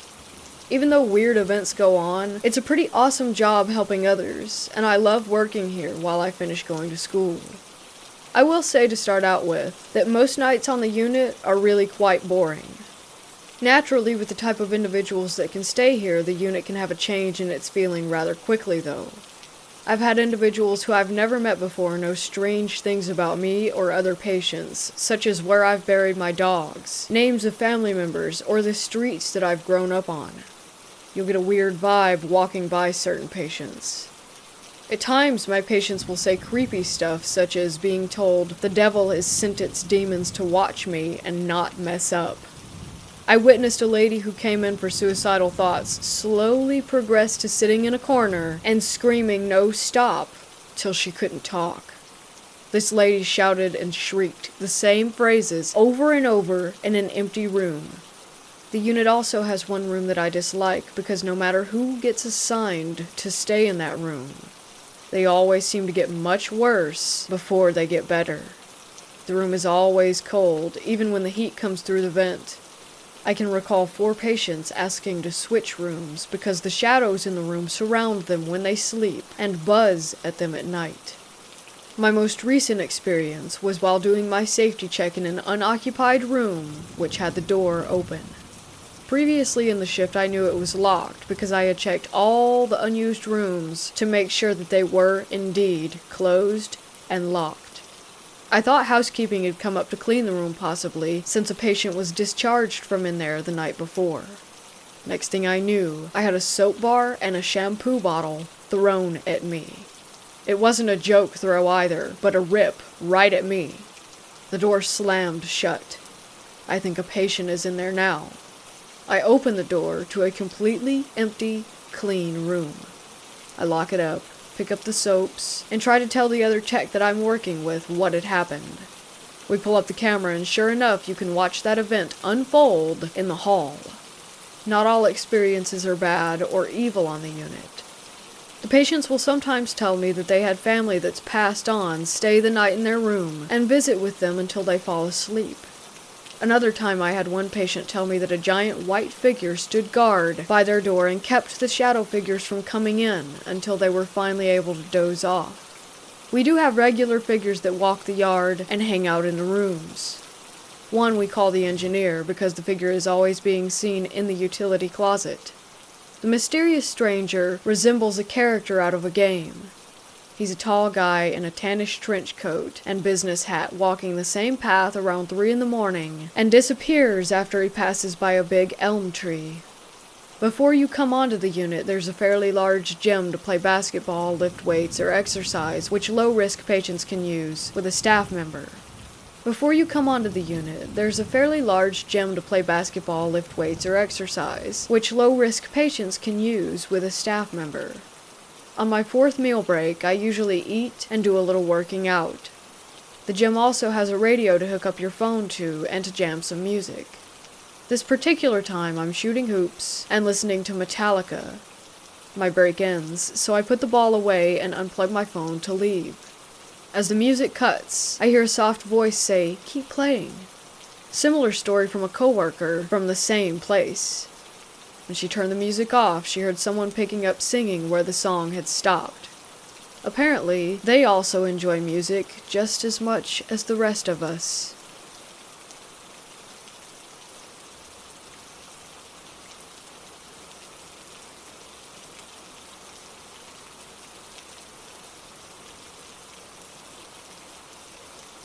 I'm not saying we have a ghost, spook, or spirit, but something phenomenological is definitely happening in our home.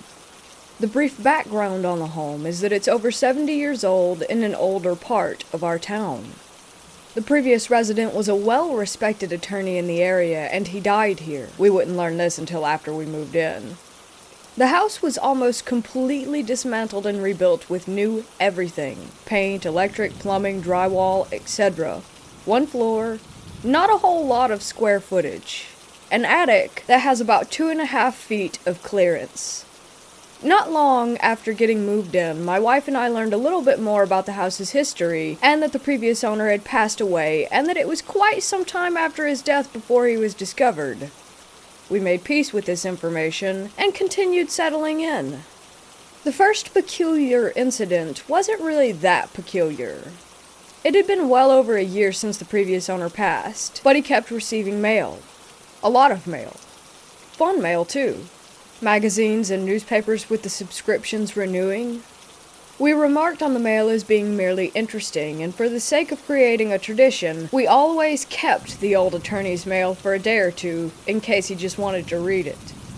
Eventually, this would trickle to a stop.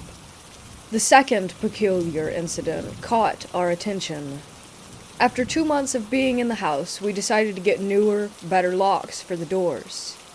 I had a new key, my wife had a new key. 2 extra keys went on the key hook. A few days go by, and my wife asked me if I had lost my key or if I had trouble locking or unlocking the door. I hadn't. She showed me the 2 extra keys. Both were still on the wire ring, and both had bends of about 15 degrees right at the key shoulder. We agreed that this was odd, but we let it go with some loose rationalizations. The third peculiar incident started a little over 2 years ago, and continues still. Neither I nor my wife smoke. However, about once every 2 weeks on a random day, and usually after midnight, the distinct odor of warm cigarette smoke can be smelled in our living room. At first, we thought it was someone walking nearby, or a neighbor, or an odd or unfortunate combination of smells from a garbage can. We got some cameras, and pointed them outside to see what we could see. Nothing. The last time we smelled cigarettes was about 2 weeks ago. And we've had electricians check our wiring on unrelated matters just in case. The fourth incident relates to the second. 2 metal spoons in the silverware drawer were bent. Almost snapped. Aside from the cigarette smoke, it's been a while since anything has happened until last week. For whatever reason, the attorney's mail is resumed and the 5th peculiar incident has occurred. I work out in the woods, and my wife now works from home in the company of our 2 cats. In a flurry of texts and phone calls, she told me that it sounded like someone was running around upstairs, as if they were rushing across the house to answer the phone, was how she described it. We've had squirrels in our useless attic and the occasional tree branch.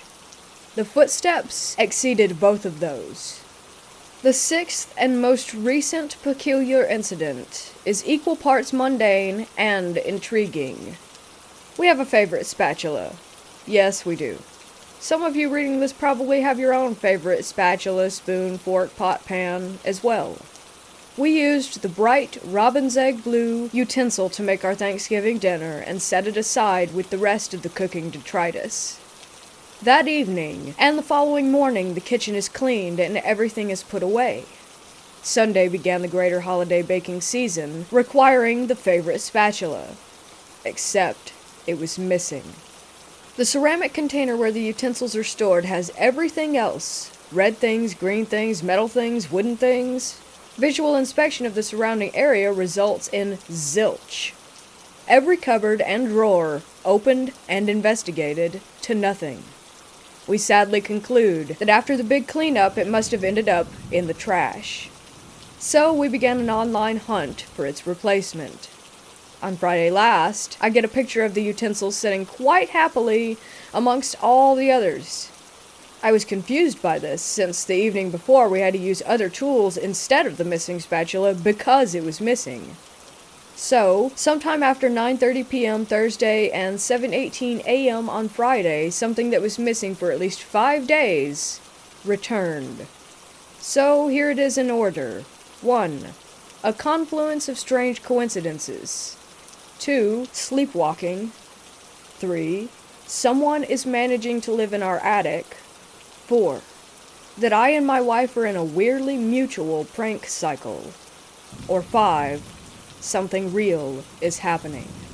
If you have any ideas, tests, solutions, resources, or suggestions, I'm listening. Nothing seems malvoyant about what's been happening, but it's definitely happening.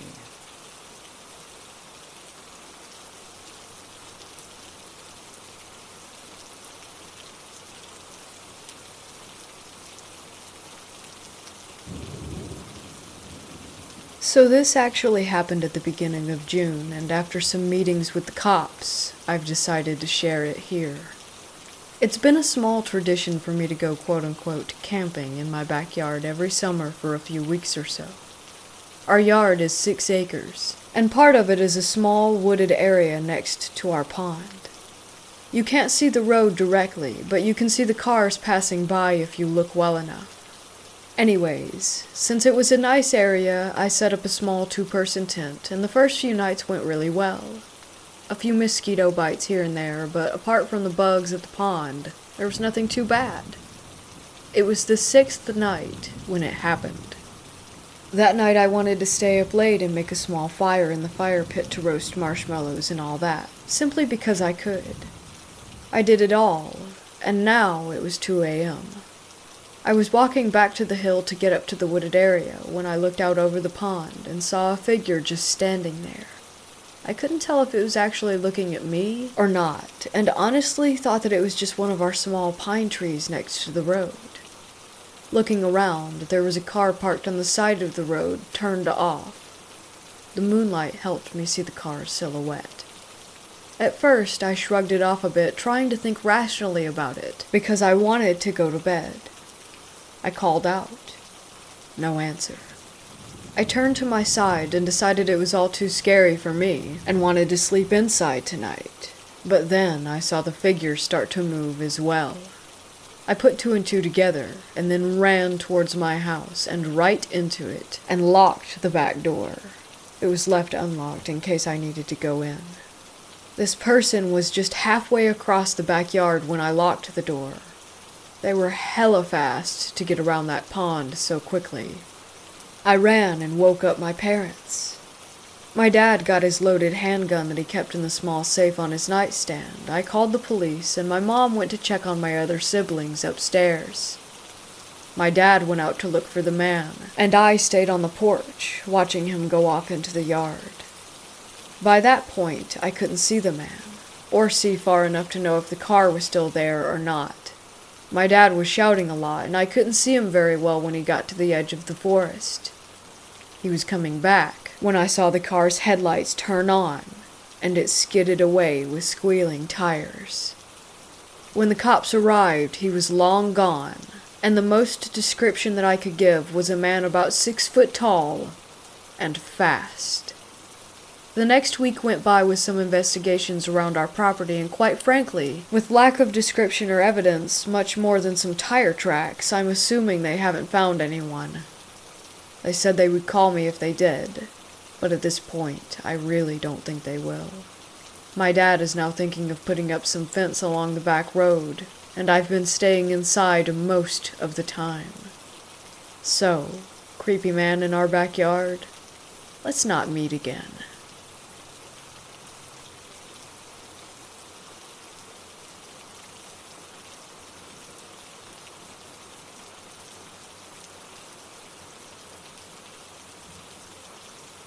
I live in Oklahoma, and I'm really big into finding abandoned places and exploring them. I found out a few months ago that there is a forgotten graveyard a few minutes away from my house.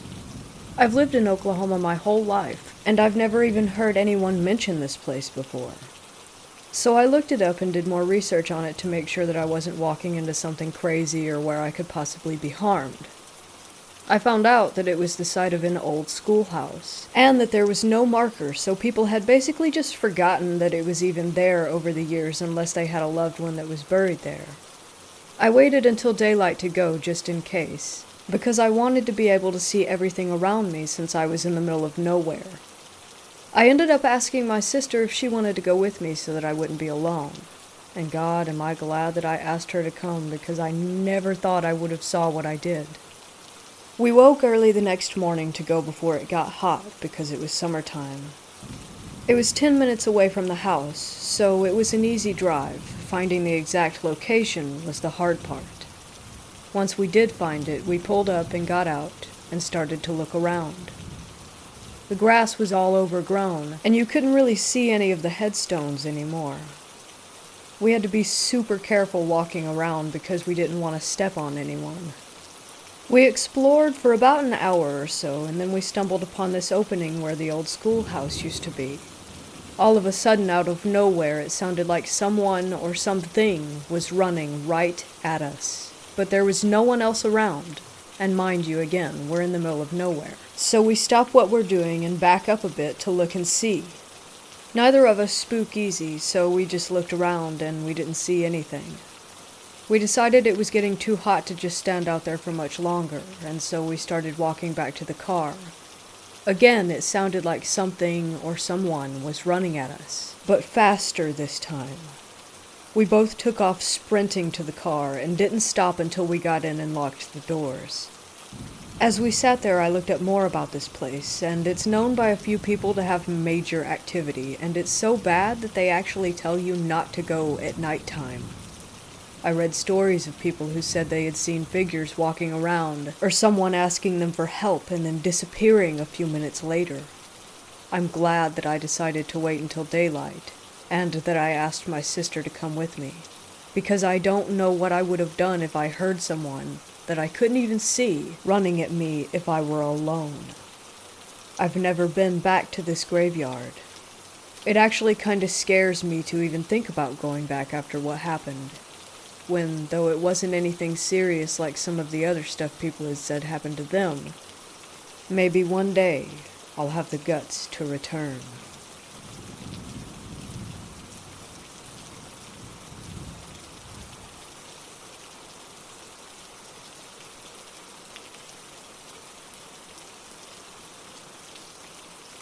I worked at a small, old hospital for a couple of years.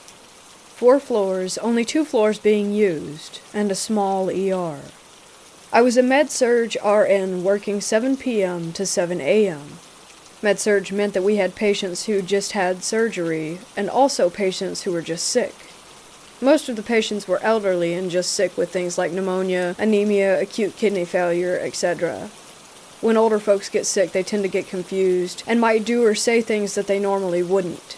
But this, whatever the hell it was not cool. This was mortifying, and I'm the only one who heard it.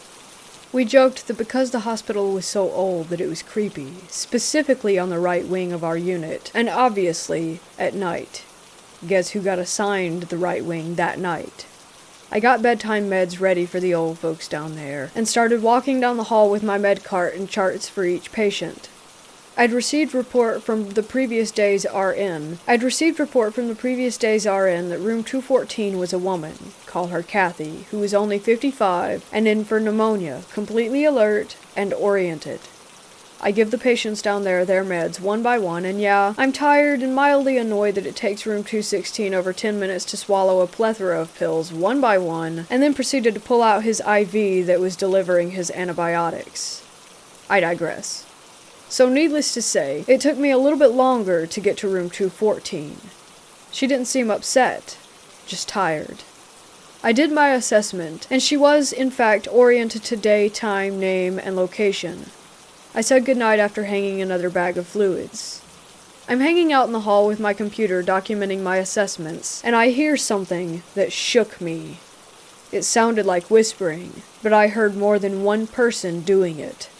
I cocked my head up to hear better. I mean, it's night shift and I'm tired, so I'm making sure that I actually did hear this. I followed the noise to the outside of Kathy's room, and there seems to be a full-blown whispery conversation going on with multiple people. I couldn't make out what the different voices were saying, but it sounded like chanting of some sort. I had to make sure that I was legitimately hearing these whispers that seemed like they were coming from different people, and try to make sense of it. I walked slowly past her door, which was slightly cracked open. Hoping to hear things more clearly, the whisper chanting sounds only got louder, but were still unintelligible. Kathy, who had been tucked in bed and dozing off when I saw her less than 7 minutes ago, was now sitting straight up on the side of her bed, looking away from me at the wall. Doesn't sound that scary, right? Well, Kathy was unable to lift herself out of bed without assistance during my assessment. She was having labored breathing when I assessed her. Now Kathy has pulled her nasal cannula out of her nose, that plastic thing that goes around your face that has the 2 spouts that go up your nose to give you extra oxygen, and sat up in bed in less than 7 minutes without struggle, and then she stood up, still looking away. She turned and walked to the bathroom, still without seeing me. Because she was labeled a fall risk, she shouldn't be out of bed alone. I saw her profile, and her lips were not moving. But the whispers grew louder. I panicked, but kept my cool. I briskly walked to the nurse's station and asked if a nursing assistant could please help Kathy with the restroom. I normally would do it myself, but I was rather busy and Kathy was doing quite well on her own. I was sweating, freaking out, and getting further behind on my charting. The nursing aide helped Kathy and didn't report anything unusual when I asked her how she was doing. I swear I heard those voices. They were unsettling, to say the least. I requested the left wing as often as possible after that, and eventually went on to work at a larger hospital.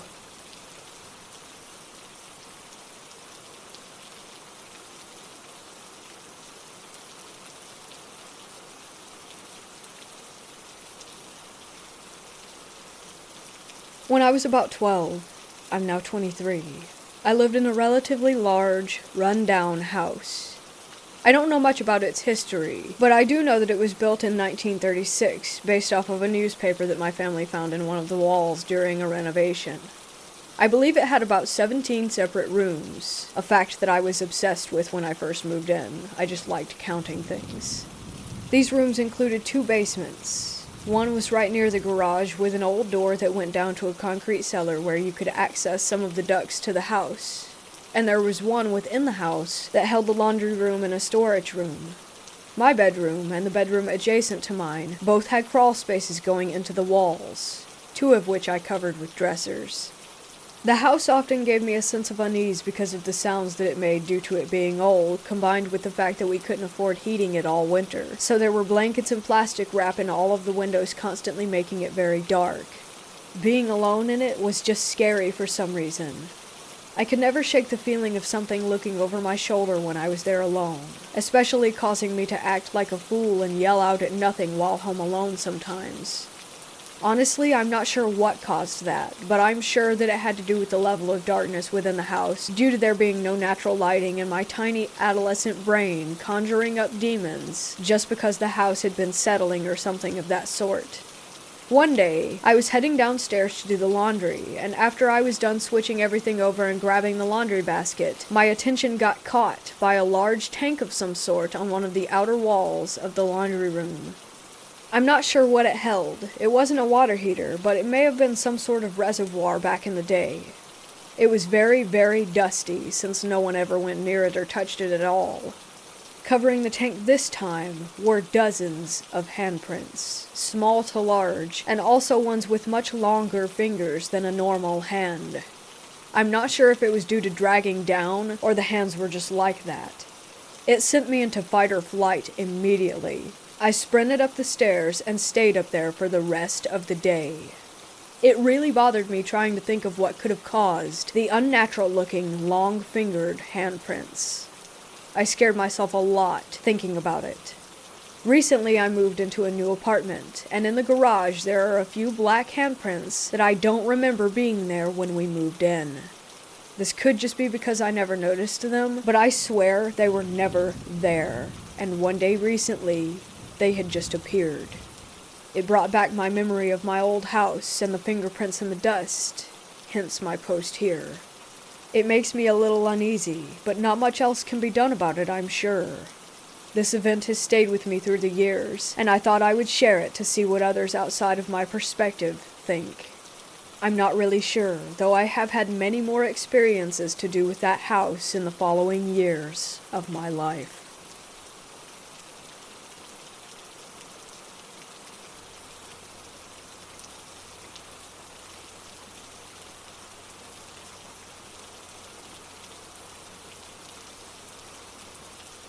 My family has a camping timeshare, and we used to go there for weeks at a time in the summer. My dad had to work, so he would stay at home Monday through Thursday and come and meet us at the campgrounds Friday through Sunday. The campgrounds had a pool, a miniature golf course, basketball courts, and we'd gone for so long that my mom was comfortable letting us wander since there was only one entrance and exit.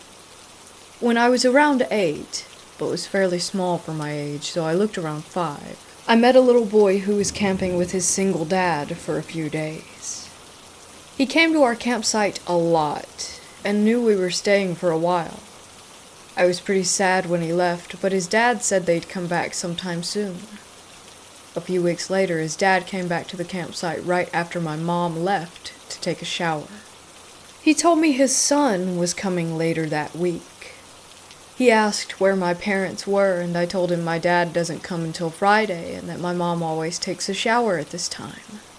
He said bye and then left. The next day he came by at the same time and told me that he had just found some kittens and asked if I wanted one. I said yes. He told me he kept them in his tent and that I could come pick one out. Now, this guy wasn't a stranger. My mom had met him when we picked his son up from our campsite. So I didn't get that creepy stranger vibe, and was okay going with him. We walked towards his campsite, but then he told me he had actually moved them to his truck so they wouldn't get too hot, which made sense to me at the time. He pointed to his truck right outside the gates of the entrance. I started walking toward the entrance with the guy when my dad pulls up. He got the day off work so he could spend more time with us. He asks what's going on, and I say, Tommy's dad said he has kittens in his truck and I can have one. My dad gets out of the car, tells me to run back to the campsite, so I do. When my dad gets back, he tells me to never go alone with an adult anywhere, even if I know them. I asked my mom years later about the whole thing, and she told me my dad kicked the crap out of him and called the cops.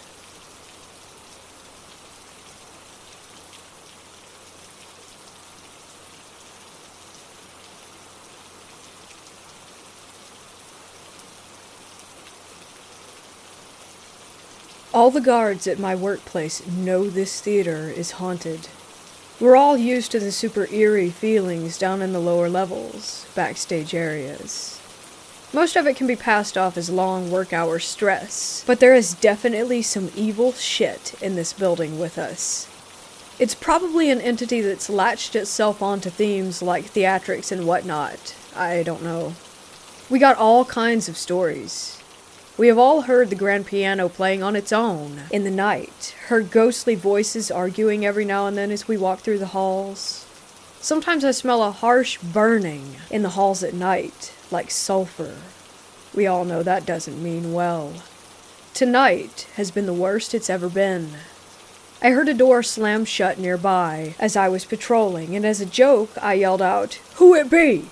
Inside joke with me and my friends to lighten my nerves. And I heard a deep, almost unintelligible male voice saying, "It be me." Sounds kinda funny, but I did not enjoy that. My Bluetooth headphones blatantly refused to work tonight.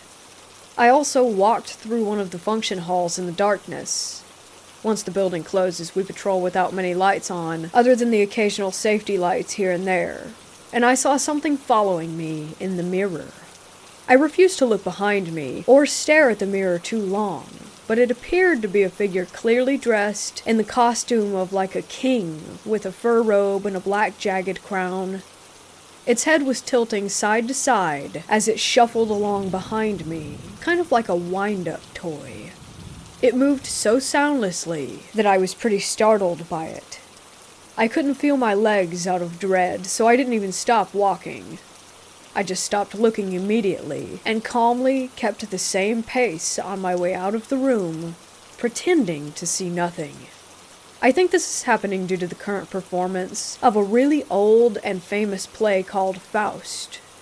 A very famous actor died performing it here in Melbourne a long time ago in another theater nearby, and his ghost allegedly haunts the theater to this day. It's not far down the road from our theater.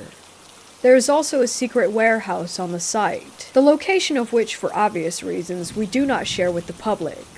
But this warehouse is basically a storage room full of really old and valuable artifacts that have to do with early modern theater and music. Authentic historical pieces like 18th century instruments and old chests and trunks that belong to people of fame. One-of-a-kind tapes recorded by famous rock and blues musicians, old stage set models, some dating back all the way to the 1800s. It's crazy. I know for a fact that some of these old artifacts bring with them the presence of beings potentially even older than they are. You couldn't pay me to open some of these creepy-looking trunks. Safe to say, I'm glad I'm casual now and no longer work full-time. I've been working here for almost a year. It's hands down the most haunting place that I have ever experienced.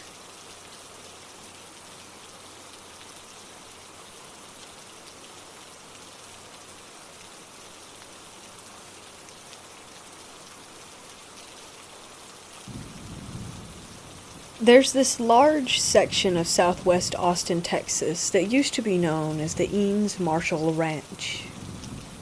There's a story to be found about a man who was murdered by bandits, and his body was buried in an unmarked grave on the side of the dirt road after being discovered by the ranch owner. Eventually, the body was found by police over 100 years later while searching for evidence of deer poaching. Thus, a local ghost story was reinvigorated and spread to a new generation. When I was in high school, my friends and I got it in our heads to go out there and do some ghost hunting before the house was torn down to make way for a church. We took a couple of disposable film cameras, along with a Ouija board, and headed out under the cover of dark. We got there a little after 11 p.m. We hung around for several hours taking photos of nothing, literally pointing the cameras into the darkness and saying, "May I please take your picture?" Click. We had a no smoking rule, and we were not using the flash for the outside shots. We made our way back inside the main house. The smallest member of the group shimmied through an unsecured window in a small side room and opened a door for the rest of us. We took some photos inside with the flash on. My friends spent a good bit of time on the Ouija board. I declined to participate in that part, and went outside. They came out and claimed to have contacted an entity through the Ouija board. I was like, okay, sure. We left after all the film was spent, and we got bored with it. We never did hear the legendary wagon or horses that supposedly come through. Nothing spooky happened at all while we were there. The next day, the cameras were dropped off at Eckerd's to be sent off for development. A few days later, the rolls came back with a lot of black nothing, which was to be expected when taking photos outside at night with no flash. There were a few shots that were taken inside the house while using a flash that had some things that you might call orbs, but those could be explained away as dust or bugs. However, the photo I'm talking about still sends chills down my spine every time I see it. We were very strict about not using the flash outside and not smoking, as I said. We wanted to have our best chance at capturing something like this without having a seed of doubt that it could have been a trick of the light or of the camera. Two of my friends who took part in the Ouija session had several unexplained glass-breaking incidents. They said it happened whenever they were talking about the entity or said its name. They were sitting in the car while parked when the passenger window formed spiderweb cracks like a rock had hit it, but no impact was heard. A few days later, glass cups fell out of their kitchen cabinets, no fronts, just open shelves, when no one was in the kitchen and all the cats were in the living room with them. More than a few of their picture frames had the glass shatter while still hanging on the wall. When they stopped mentioning the entity's name, the activity calmed down and eventually stopped.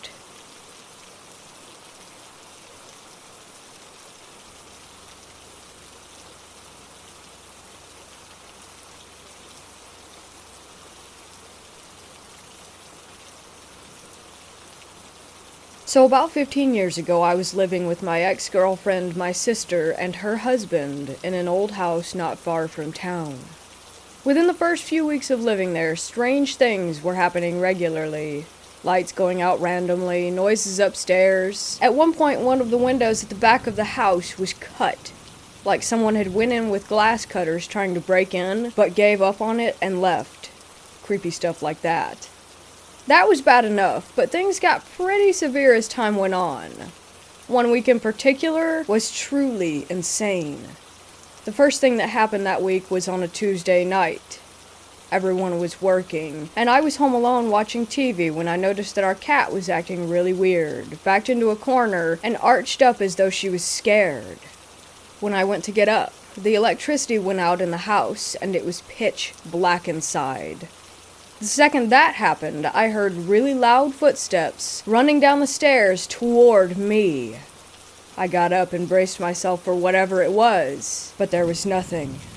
I gathered myself and went outside to the front garden to check if the other houses' lights were on, but my house was the only one that was dark.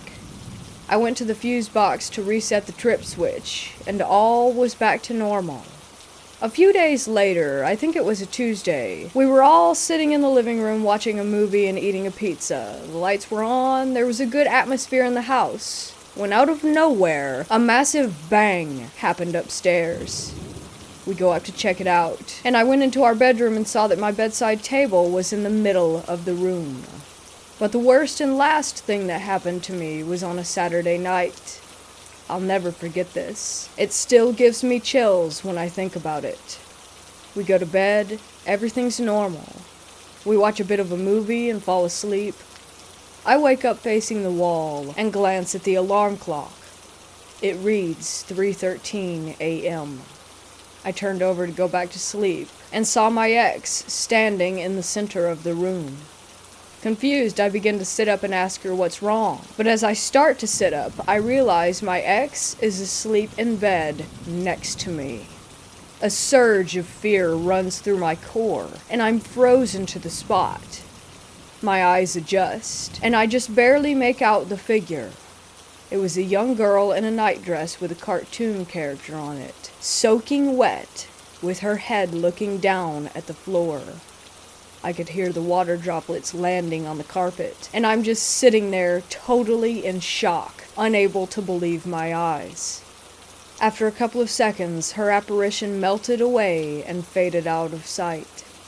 I got up and turned on the lights and tried to tell myself that it was just a night terror or something, but the problem with that was that there was a wet patch where she had been standing. We moved out shortly after that, but I can still picture her to this day. Creepiest thing I've ever experienced.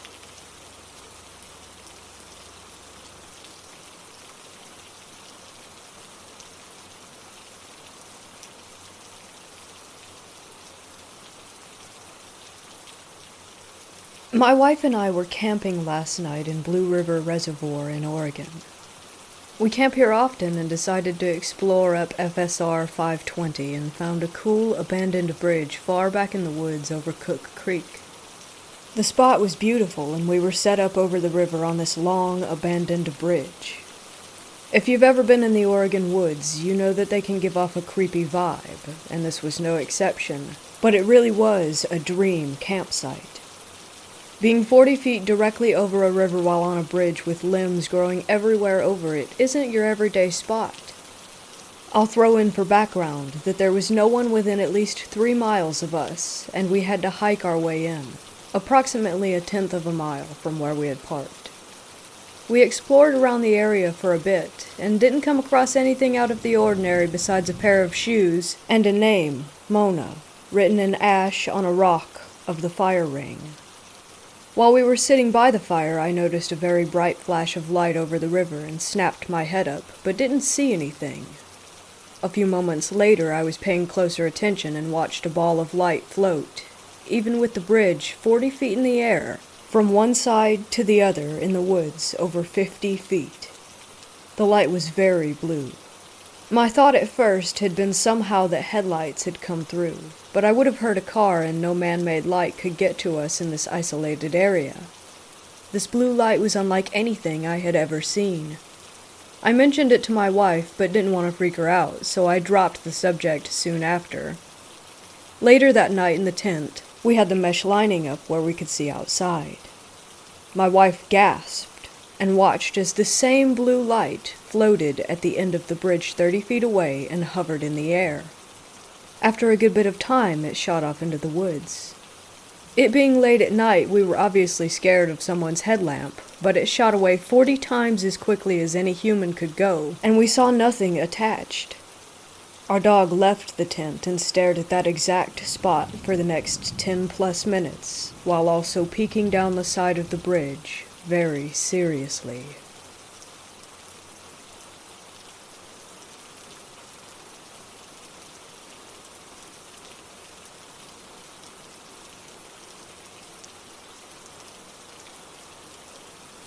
I'm married with 3 kids. The kids are older, 20, 17, and 10. We just bought a house and moved in the first week of December. Our room and my daughter's rooms are upstairs, and my 20-year-old son has a room in the basement. There's a storage room across from his room, then a big area with a fireplace where I have my gaming console, TV, and chair set up. Anyhow, on Christmas Day, the wife and kids were getting ready to go to her dad's house. I wasn't going because me and her dad didn't get along. I fire up the PlayStation in the basement and put on my headset. They're all upstairs running around because they're going to be late, and I see my son come downstairs and head into his room to grab something. A few minutes go by and I'm focusing on my game. Out of the corner of my eye, I see what I thought was my son leave his room and walk into the storage room, then slam the door hard and loud enough that I hear it through my noise-canceling headset. I pull off my headset and yell, "What the hell, man?" and look over at the storage room. The house is quiet. I walk over and open the storage room door. It's a 10x10 room with no windows and nothing in it. I look in his room, but he's not in there. I go upstairs, and they've already left. The van is gone. I told my wife about it, and she just laughed. Funny thing is, I never mentioned it to my son, but the other day I came home from work and he says, "Damn, Dad, I could hear you in the gaming room until like 4 a.m. I'm surprised you made it to work this morning." Me and all the girls had gone to bed by 9 p.m. the night before.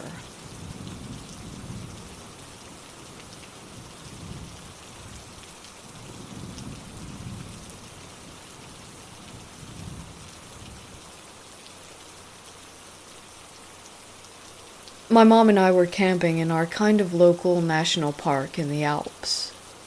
I had a headache and had slept rough that night, but nothing special other than that.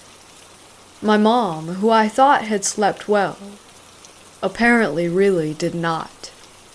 The next morning she told me about dreams that she had, and that they were incredibly realistic, that they had kind of scared her. She thought she had heard men talking outside of our tent in a foreign language, and thought that we were about to be in trouble, being that we were two women alone in the middle of nowhere. Then she saw a woman walk slowly just next to our tent while looking at us. She was wearing this sort of farm outfit. Next, she saw a whole lot of people dressed in white, in trenches, just there. I will add that this national park is also the site of a World War battleground. Sometime after, she was just looking at where we were on Google Maps and saw that there was a single flashing dot on the exact spot where we had slept. Then, looking for it again, it was gone. I didn't feel or see anything particular that night, and never would have thought that my mom was having such bad dreams. We thought that what I had was sleep paralysis, with the visual hallucinations and all. But now that we talked about it again, this feels more like an encounter than a simple sleep paralysis episode. We're both okay. We're just wondering at the weirdness of it all.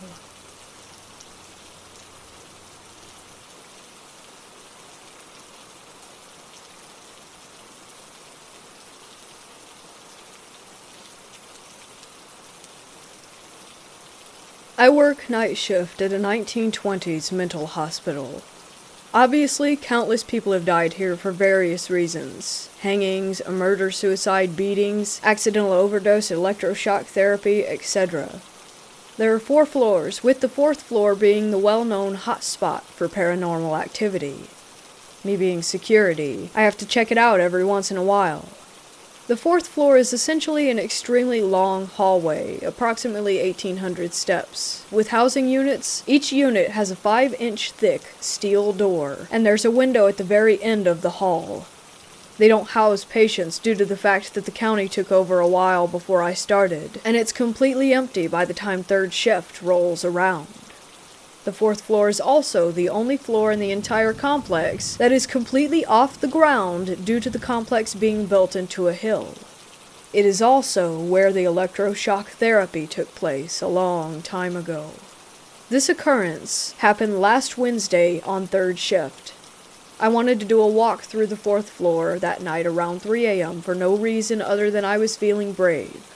I walk all the way down to the window. Eventually, as I got closer, I started seeing that the window obviously needs cleaning. When I got about 5 feet away, all of a sudden there was a handprint that would have been extremely noticeable from even 15 feet away.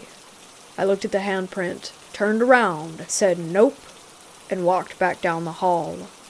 On my way back from the window, I peek into a side office area with my flashlight just to look. Nothing. Kept going. After a couple seconds, it sounded like someone was running up behind me, so I walked even faster because everything in my body said not to turn around. As I kept walking, I passed by a unit, and as I passed, I heard what sounded like someone punching the door. Put it up to paranoia due to the running I heard prior, that is until I passed another unit. Another loud thud, as if again someone had punched the door. So at this point I start speed walking down the hall, and while I am, I hear footsteps following mine. Mind you, these units are not connected at all, and again, the entire floor is completely empty. That's just one of my experiences. I have also been having dreams of a white, skinny woman in a hospital gown that has black hair with bangs in her face. I always thought she was just a reoccurring person in my dreams, until I talked with one of the CNAs that worked tonight in the kids unit. I never brought her up to the CNA. We were just talking about ghosts, and she said that numerous people have said that they've seen the exact woman that I had just explained. We were just talking about ghosts, and she said that numerous people have said that they've seen the exact woman that I just explained. I then explained to the CNA in detail about how she looked in my dreams, and she just went pale and her mouth hung open. Supposedly, this ghost is extremely well known throughout the hospital by various people. People have seen her in mirrors, have been locked in bathrooms, and have seen her just walking around. But in my dreams, she always just appears or runs up to me, grabs me, and screams in my face. There was this one dream in particular where I woke up from a dream to wake up in my duplex's stairway. I walk down the stairs, because that's where my bedroom is, and walk into my bedroom. Once in there, I see my bed, my fiancé sleeping on her side of the bed, and myself also sleeping. In front of my closet, which is on my side of the bed, I see that same woman standing next to my body, just staring at me. I walk up to her, and I get the courage to ask her just who the hell she is. She looks at me, grabs me, screams in my face, then shoves me onto my bed, which is when I officially woke up at 3:15 a.m. I have no clue who this woman is at all, but I still dream about her every now and then. Every single dream is in a different place, but she's just there, and this has been going on since I started working at my job.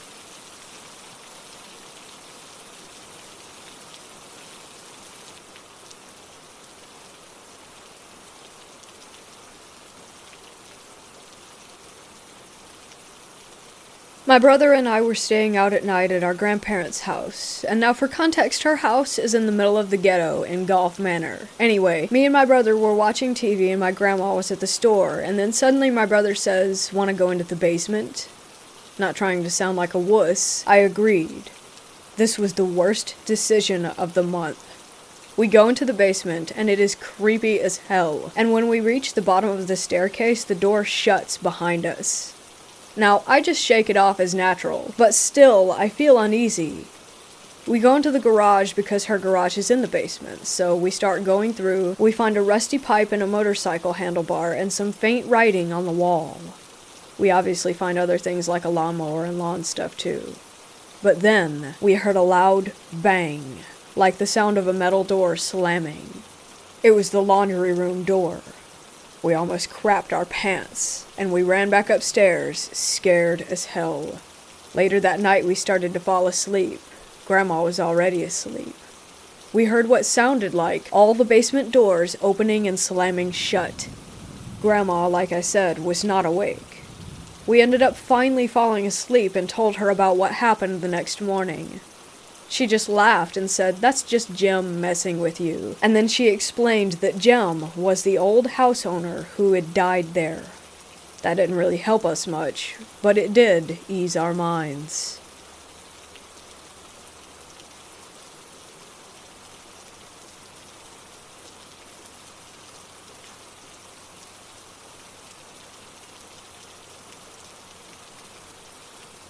I live on the East Coast, so the cemeteries are ancient, mostly from the 1700s. Me and a group of friends went to a local cemetery and decided to do some light, no equipment, just our phone flashlights, ghost hunting. Nothing too eventful happened for the first half hour as we walked around the soldier memorials. We crossed an old limestone bridge with a little creek underneath. As we started to leave the memorials, I said goodbye, and people started to feel dizzy or weak in the knees with pressure in the back of their heads and upper neck. A few even felt really tired afterward. We went on a little further, and a couple of the group members decided to split off, so me and two others were going to the oldest section of the cemetery. A girl kept hearing her name, and kept going ahead of us. After we all regrouped and talked over everything that had happened, the other guy in the group pulled his necklace off to give it to his girlfriend and found out that it was spinning without his hand or arm moving. I personally held his arm and felt his hand. It was not moving. It spun for about a minute, then started making an X shape, and then slowly died out. After that, nothing else happened to me or my group. However, the couple said that they were hearing people calling to them from the woods, into an area without roads or any buildings for miles. Needless to say, they thought that we were playing with them. but we were on opposite sides of the cemetery entirely. Just yesterday I was talking to a girl from the group, and she said that at home she heard the same voices, plus screaming and people knocking on her door. Today I found out that she's in jail. What do I do? Should we go back to the cemetery and apologize? Or should we just forget that it happened?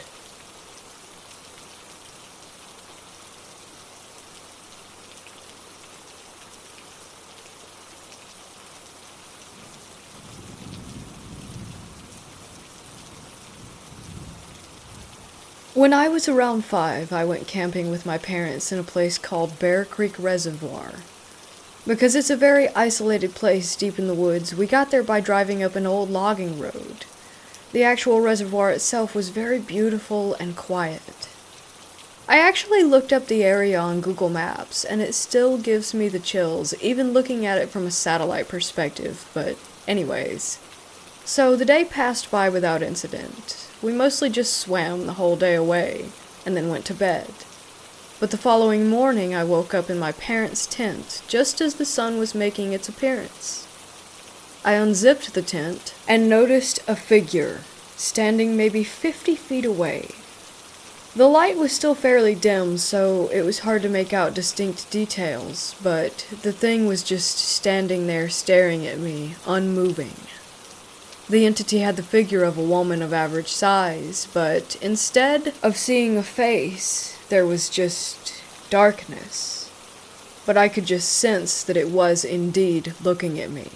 And instead of clothes and skin, it had leaves and sticks, as if it were made from them. I remember feeling very afraid of this creature, like if I had left the tent, I wouldn't have been seen again kind of fear. So I tried waking up my parents, and they were both really pissed that I woke them up that early and didn't believe me at all until they finally got up later and explored the area. We ended up finding a bunch of man-made structures, branches, and other weird stuff in the surrounding area.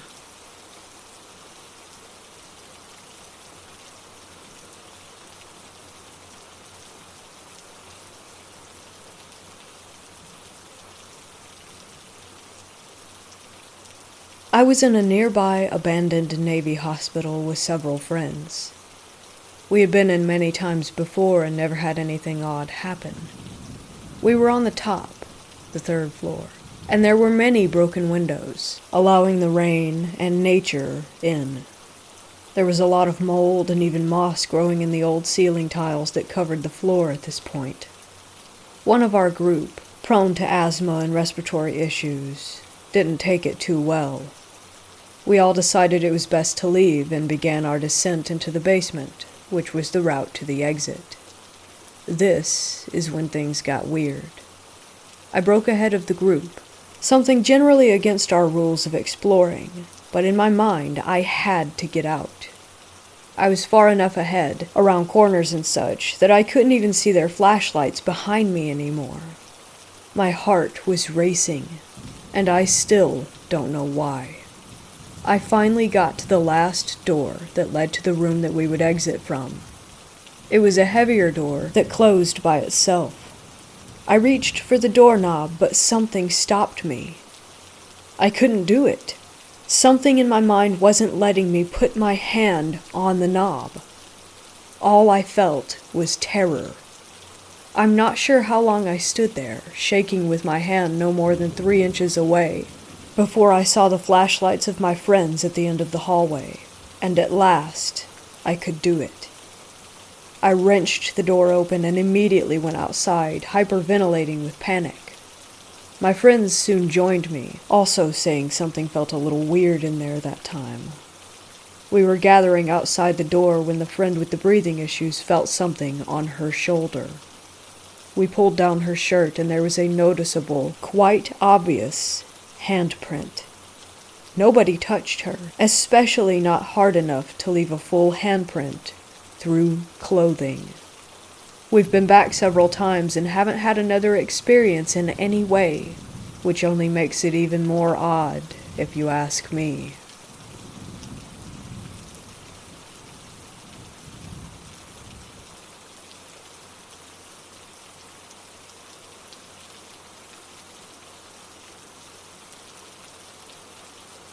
I work in a place with 5 floors and a basement. It used to be a house for nuns and priests.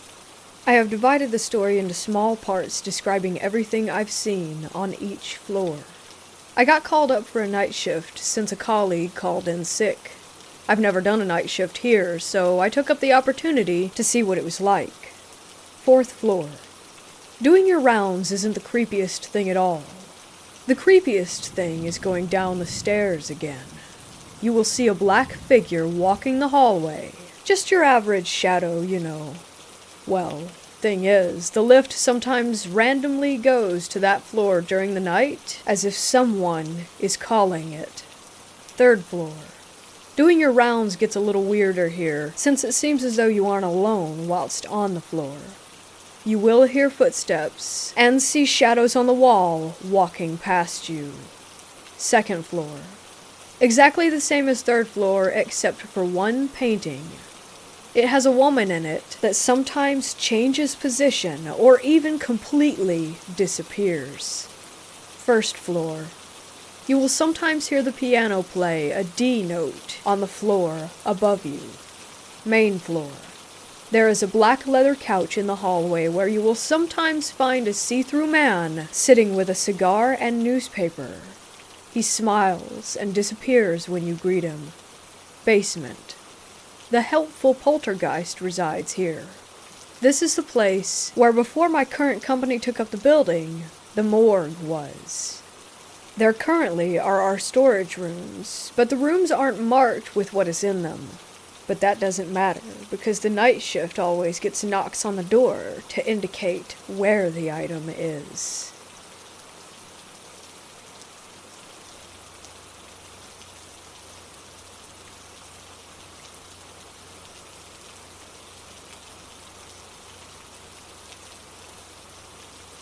From as early as I can remember, I used to fall asleep watching old, reel-to-reel black and white cartoons on my wall, like Steamboat Willie. I clearly remember the jittery, shutter-like quality of the cartoon from the old reel-to-reel projector. There was no actual movie projector in my room. At night, I would wake up to someone tapping me on the shoulder. I had a usual routine that I followed when it happened, which involved burying myself under my covers and telling myself that I would count to 7 and then turn over to see what was there. Not sure if there's a significance to 7. To this day, I like to end things with 7. For example, I set my alarm at 6:27 and not 6:30. But anyhow, I would go through the counting routine multiple times. I wanted to see what was there, but I was a kid and didn't really want to see what was there. My mom would tell me that I just needed to confront it and tell it to leave me alone. It took years to build up that courage. I don't remember exactly how long, but I must have been in my early teens before I actually did get the nerve up to turn over right away and tell it to leave me alone and stop tapping me on the shoulder. Once I confronted it, it did stop. Then comes my baby sister when I was 15. She would wake up screaming in the middle of the night quite often. Once she was old enough to talk, she said that she was scared of the hand that came up between her wall and the bed and tapped her on the shoulder at night.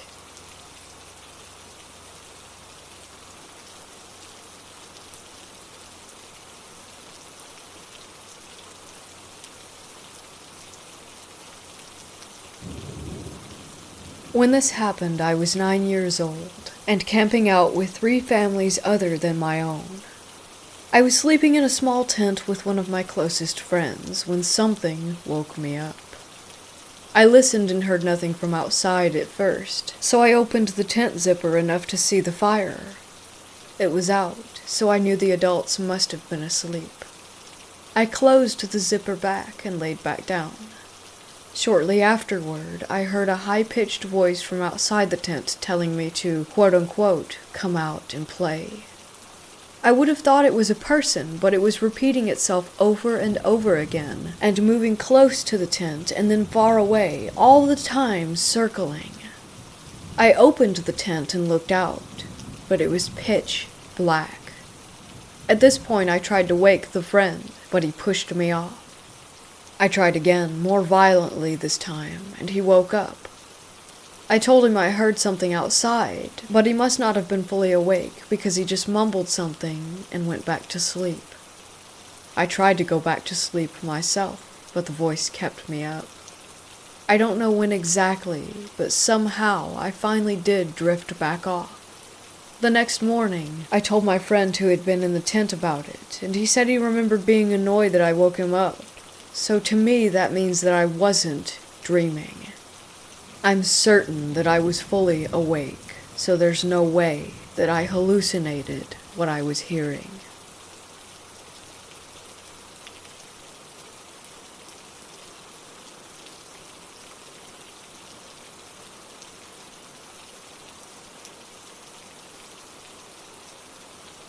My friend Ava hasn't lived with her mom in over 2 years since she moved in with her boyfriend. But recently I went back to her mom's house with her to grab some plants that she had propagated and have lunch. It was a normal day and I had been in the house many times before, so it wasn't any different. The visit was short, but when they went upstairs to discuss what they should do with her old room, I was left to my own devices on the first floor. The basement didn't have a door to the downstairs and the dining room was adjacent to it. So naturally, I decided to look down the stairs since it always gave me a spook.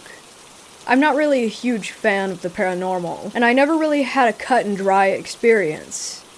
I also never quote-unquote pick up on vibes either, but I hated the vibe of her mom's place, especially the basement.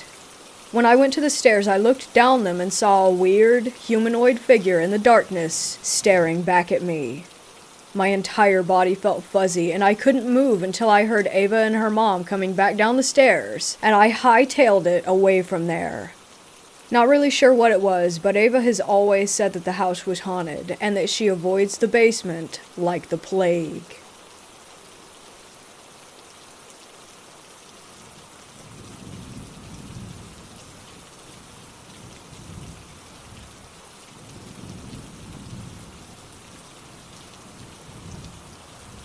I was making rounds in the dark hall of the nursing home, mostly to help out with incontinence and bathroom breaks. There's only one aide per hall. I went into the room of 2 ladies. One was sound asleep, the other was awake. She had some slight dementia. The curtains are attached to the ceiling for privacy, much like a hospital. I went into her side of the curtains, leaving a small gap open, and told her that I was there to help her. She said, "Okay, but can you please close the curtains all the way? I don't want him to see us." I immediately got goosebumps and asked, "Who?" And she said, "The man right there with the hat." And I followed her pointed finger to the small gap in the curtain that I had left open. I could see that there was a mirror, and in the reflection of that mirror, an empty chair facing us. I immediately closed the curtain and was slightly nervous for the rest of my shift.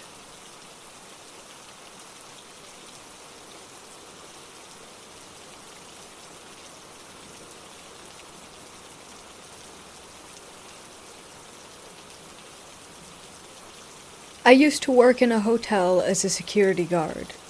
It was built in 1922 and had a basement. One night, the front desk clerk, the valet, and I are just hanging out in the lobby just chatting when a phone rings. The phone call was coming from the basement where there are offices. At the time, there was supposed to be no one in there.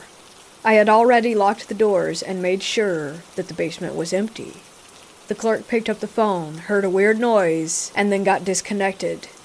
It chilled me to the bones. The valet guy and I went down to make sure that it was, in fact, empty and that no one had been trespassing. The doors were still locked, and I didn't see anyone coming out, so we went inside the office. The only thing that we found was the phone blinking, and it looked like someone had picked it up and dropped it. The valet and I looked at each other, and there was cold sweat on our faces. That is one of the creepiest things that has ever happened to me when working as graveyard security.